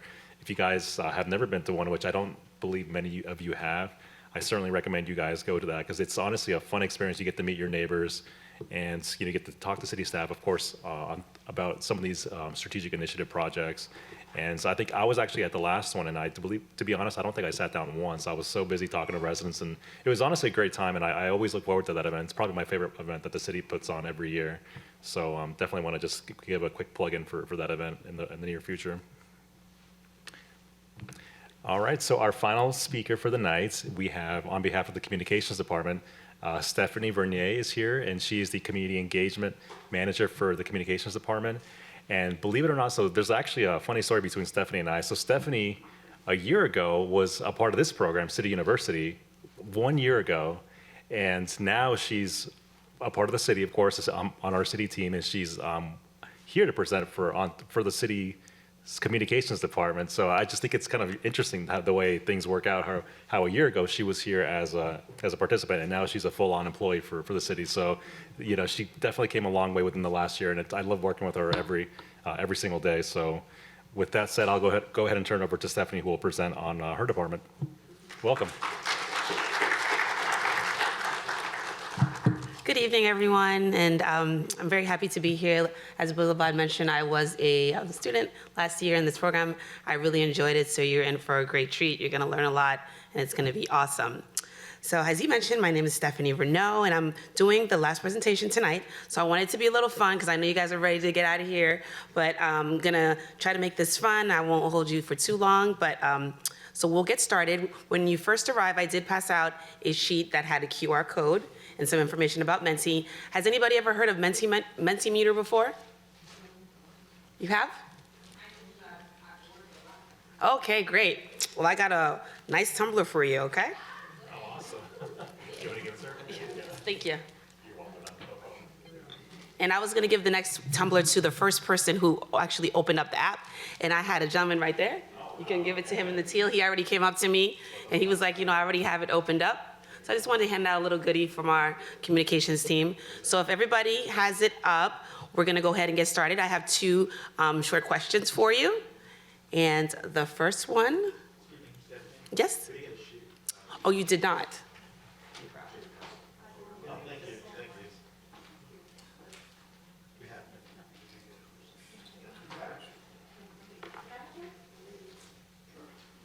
I'll give you another minute to log on.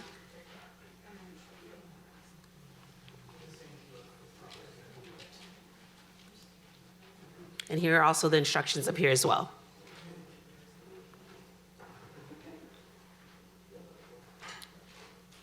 Okay.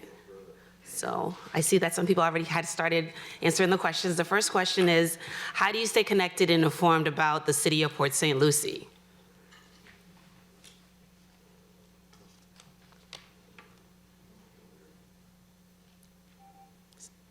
So far through the website, which is great, because we post live information on there and all the updates. So that's really great.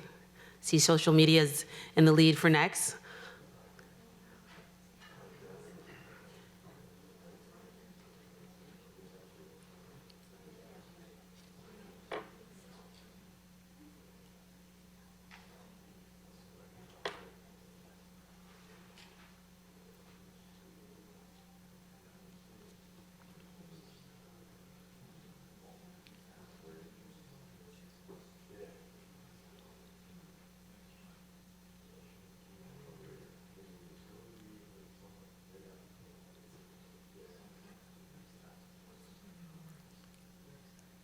Has everybody entered their responses? All right, it seems like the website is the lead, so a lot of people are going on our website to stay informed about what's going on, which is great, because you can find all the updates and any additional information about any of the things that you heard about tonight, all the different departments and all the updates, all that stuff can be found on our website and also on social media and through our meetings and agendas. You can get updated as well, what's going on in the city, our bi-weekly report, through calls and text messages. We do send out a lot of alerts as well, especially during around emergency seasons, like such as during hurricane season. If there's anything going on in the city, we also do text alerts. And we also have e-newsletters as well that you can receive.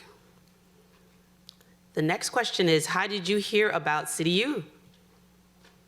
How did you hear about this amazing program tonight for you to get signed up?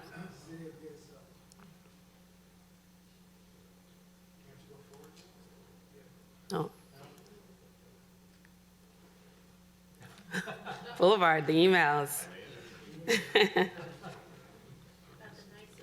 Real estate email. Nice event. Friend. Facebook. This is awesome. Great.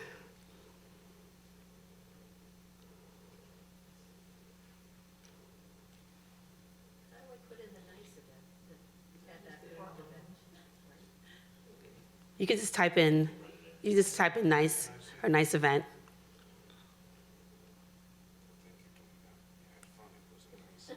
City video. Awesome. Port St. Lucie's website. Great. These are great responses.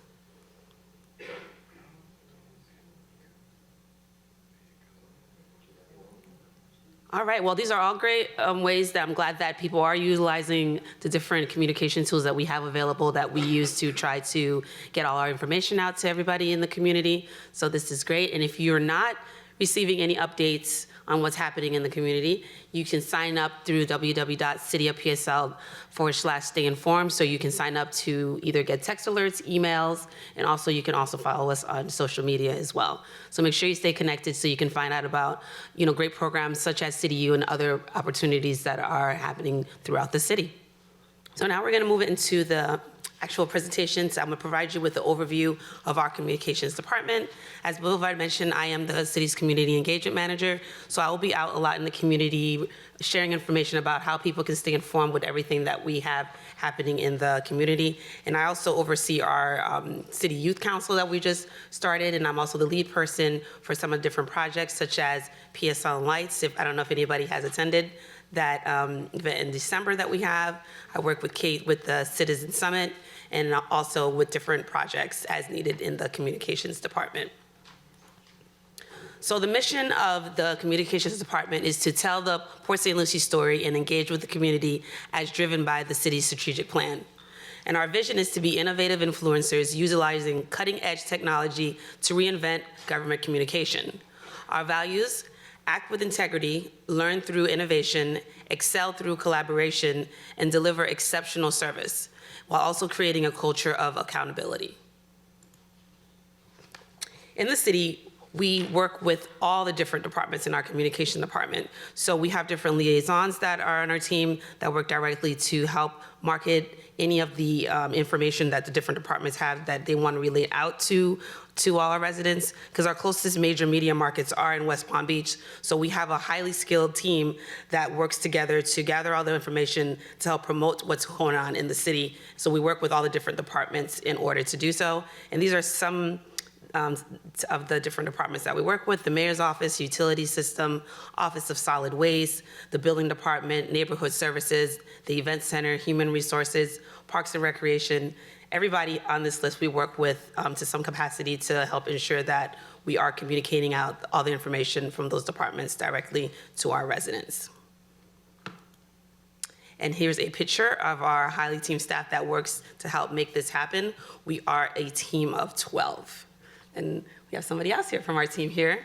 You guys can say hi to Gus. Gus is part of our team as well. So our team is broken into, our overall team is broken into three different mini teams. We have Sarah Prohaska, which is in the middle. She oversees the group of 11. The creative team, who works on the marketing and creative designs and graphics. We have 2 amazing graphic designers. We also have a webmaster who does a lot of our web design, and we do a lot of communication consultants in crisis management as well. And we have the strategy and engagement team, which I'm part of, which involves community engagement, social media, brand and strategy, and innovation. And we also have an amazing video team that oversees the PSL TV 20, does a lot of our radio, photography, drone, PSAs, and works a lot with our public meetings. And this amazing team has received over 27 different awards and counting. And here are recent notable ones that we've had.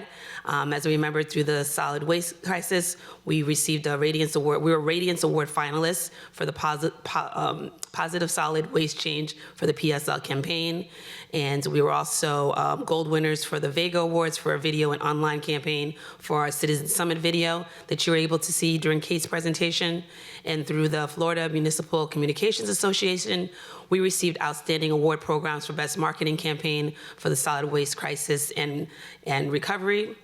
And we've also received awards through the American Advertising Association. We received digital AVA awards.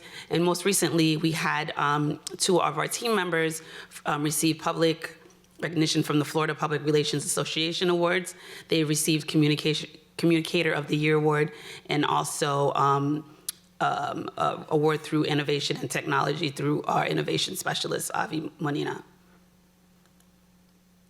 So how do we tell our story? We tell our story by utilizing videos, publications, our website, through press releases and email marketing, through a lot of our graphic design, of course through community engagement, and through social media. And here is a video. I know some of you have seen the City University promotional video. That's how you heard about it. But here's a way that is an example of how we tell, one of our stories. I would tell anyone that wants to be more involved in the city to join City University. Get to know everything about the city, the events, the officials, and all the things that are happening with this great city. I think it's important to know what the city's doing, what direction it's going, so because it's going to impact me and my family, so I just wanted to just learn more about it. The highlight for me was the police. There were so many that I was impressed with, but the police night really impressed me. I like the financial part. That was great. Learning a lot about the playground that they have, because I have a son, so I'm really happy to know that we have all these amazing sites where he can go, and they're doing all these updates to them to keep them safe, so I thought that was great. But I would have to say all around, everything was really interesting. What surprised me about the city in general was the open nature to new and innovative ideas. If you want to be a voice, that's how we have shows here now, because there are people, I want to say like myself, that kept talking about it. And the city officials listened to that. And now you get to see a lot of events in the area. All these concerts, all these get together and parades and things like that. That's incredible. Go to City University. Sign up. Go. Because you will learn so much and it'll get more people involved. I feel like it's important, especially a lot of the younger folks who always say, you know, there's nothing going on in Port St. Lucie or what's going on in Port St. Lucie, for them to come and learn and get involved more with the city and all the amazing things that they're going to be doing. It's important to know what's going on in our city.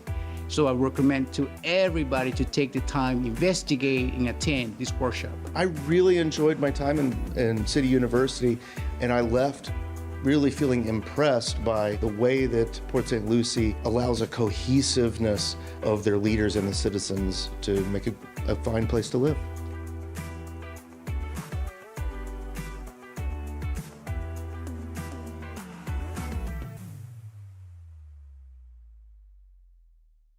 So our amazing team put that video together. As you can see, you're in a great place tonight. It's because we are here at City U. So also, I want to talk about how we communicate via social media. As everybody knows, social media is what most people use to stay connected with family, friends, and everything that's going on. So in the city of Port St. Lucie, our Facebook has the highest, one of the highest numbers, which is over 36,000 followers we have for the city's Facebook group, followed by the police department, who has the highest, which is over 59,000 different people who are following on Facebook. In the Mid-Florida Center, almost 7,000, and the St. School of Cars, which is at 760 people who are following. So we have a social Facebook page, Instagram page, X, previously known as Twitter, Nextdoor, YouTube, LinkedIn, and a lot through our email marketing. So hopefully, again, you guys are signed up for one or more of these so you can stay connected with us. And also, don't forget to follow us and check out the Wags and Whiskers on our social media as well, which is very popular. That was a great concert. And to learn more about the city and how to stay connected, especially if you're new residents, we do have the Port St. Lucie Welcome Guide, which offers a glimpse of what it looks like to live in this growing city, from public safety information, education, and also it's like A through Z directory where you can find a lot about the different city departments, so you can have those contact information, helpful numbers and website links, and you can also find out more about what's happening in your neighborhood, parks and activities, and about city codes and everything like that as well. And if you are looking to get this guide or get a link to this guide, you can always sign up at on our website for it. You can also let me know tonight. I can make sure, give you a copy and let you know how you can obtain a copy so you can share with your families and also new people coming into the city. And I want to thank everybody again for listening to this presentation tonight. And don't forget to sign up for our e-newsletters and go on our Stay Informed website to find out more about what's happening in the city. Thank you. So you guys have any questions for me or anything? Yes.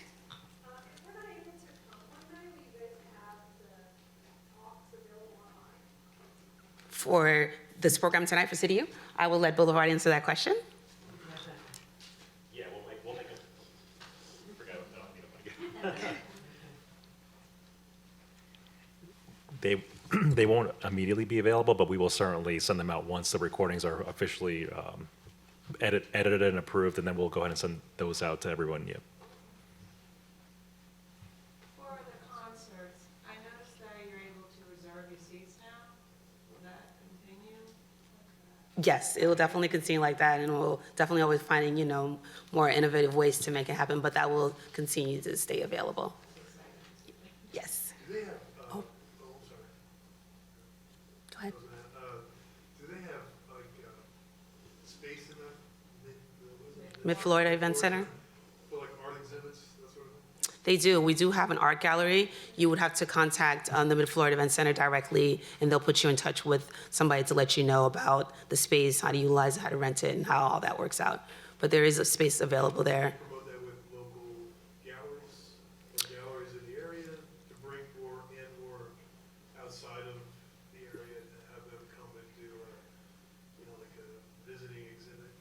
I know there is a marketing person that works with that and that works with, the community and how they market it. You would have to talk directly to them to see who they're communicating with and how that information is being disseminated throughout the city. But there is somebody who is in charge of that you can get in contact with at the Mid-Florida Event Center. Because we do have an event that's coming up on September the 15th, as Kate had mentioned, the International Festival, which we're going to have an indoor event as well, which we're calling Arts and Ideas, which we are trying to, again, this is our first year doing this. It's all going to be about arts, culture, and diversity. So we're going to have an artist that's going to be there displaying her artwork, and then we're going to be incorporating some other beautiful garments from different residents internationally displaying it. So we're trying to build that, that vision that a lot of the residents are asking for and trying to provide something different, something new. It is our first year, so we're looking to have residents come out, provide us with their input so we can make next year even bigger and better. But that's an opportunity that residents are gonna have to come and display their artwork, and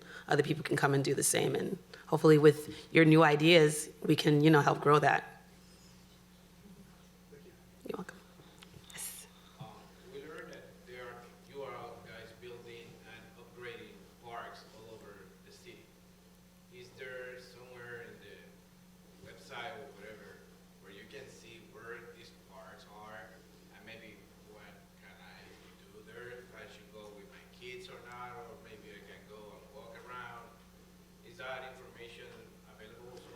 Yes, on the city's website, you can find information about all our parks and the different, the different locations and some of the updates too, and some of the new parks that are, in the pipeline that are coming. But definitely, all that information is on our parks, is on our website. Because I learned that we have over 40 different parks, or at least 40, I believe. So we have a lot of parks in Port St. Lucie, and we have a very interactive map online where you can actually go and locate where those different parks are. That's why it's great to go on our website and get all the updates and all the information. And we also have a Parks and Rec Facebook page as well, where you can find updates as well on what's going on in the different parks, park closures, and different things like that. I just have a general question. I saw that we're number 2, the safest. What city is number 1? Does anyone know? That's a good question. Why are we number 2? Who's ahead of us, right? I'll have to find that out. I didn't know if anyone knew, because you had that book advertised, maybe it's listed in there. Yeah, so I'll make sure that I find that information. I'll share it with Boulevard so he can update you, because we got to get to number 1, right? Yeah. Yes, I agree. We got to find out who they are so we can. Yeah, yes. Any other questions for Stephanie while she's here? Well, thank you guys, and you guys have a wonderful evening.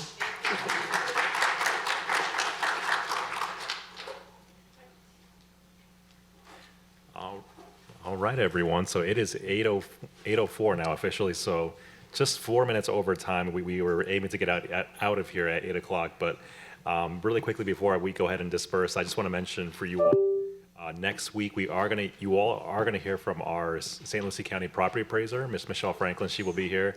So definitely make sure to come back for that. And you also will be hearing from our Office of Management and Budget, as well as our Financial Management Department as well. So you'll get to hear more about some of the funding and how that's broken down into several different projects and funding pots. So definitely make sure to come back for that. Otherwise, we do have a couple more sandwiches in the back on the back right-hand side. So first come, first serve. If you want to go grab one and take one home, you guys are more than welcome to. But otherwise, drive home safely, and I'll see you back next Wednesday at 5:30 in this location. Thank you all.